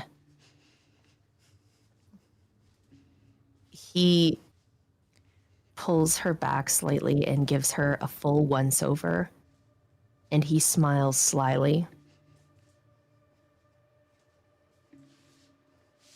Not disgusting. In fact, I'm quite envious of your beauty. Your wings. They do kind of flutter a bit when you say, So, we have a deal. so we seal it with a word, or are you feeling bold enough for She something grabs a bit you and more kisses you. traditional? And she shoves her tongue into your mouth and she tastes like mint. And her hands are everywhere, Finnick. And when she pulls away, your lip and your tongue are bleeding a bit, and she swipes it off of her mouth and licks her thumb. We are going to have so much fun. And then she shrinks back down into her pixie size. I will see you tomorrow for breakfast, Finnick. Enjoy your detention. Be careful not to fall too fast. After all, I've been known to lead partners astray. I'm used to being alone. Besides, it's not every day I get to play with a fairy. Especially one whose wings are such a royal color. And she picks up a big apple and it shifts really little, so it's in her hand. She starts fluttering and it leaves behind those black light glitters. And she is so pleased with herself. So pleased.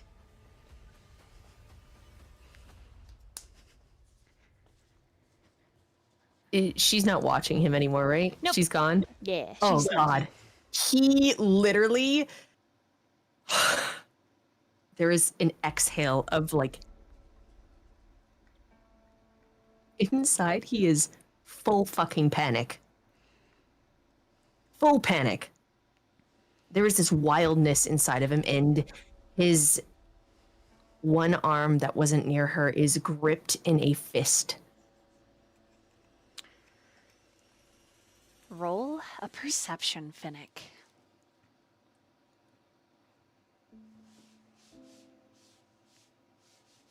$16.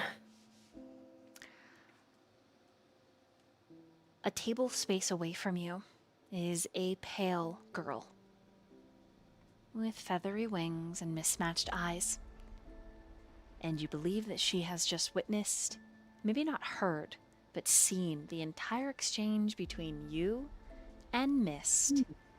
And the minute your eyes meet hers, she hops off her stool and she runs.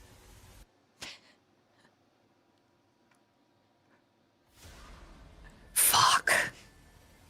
That's literally, you hear Finnick say that. He's like, fuck. Oh, Christ. Gods.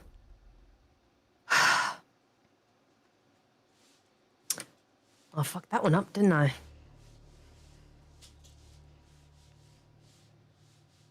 And he's just like talking to himself. And you just hear him kind of like, he mentions somebody and he's like, if only you were here, brother. If only you were here. Could have handled that so much better.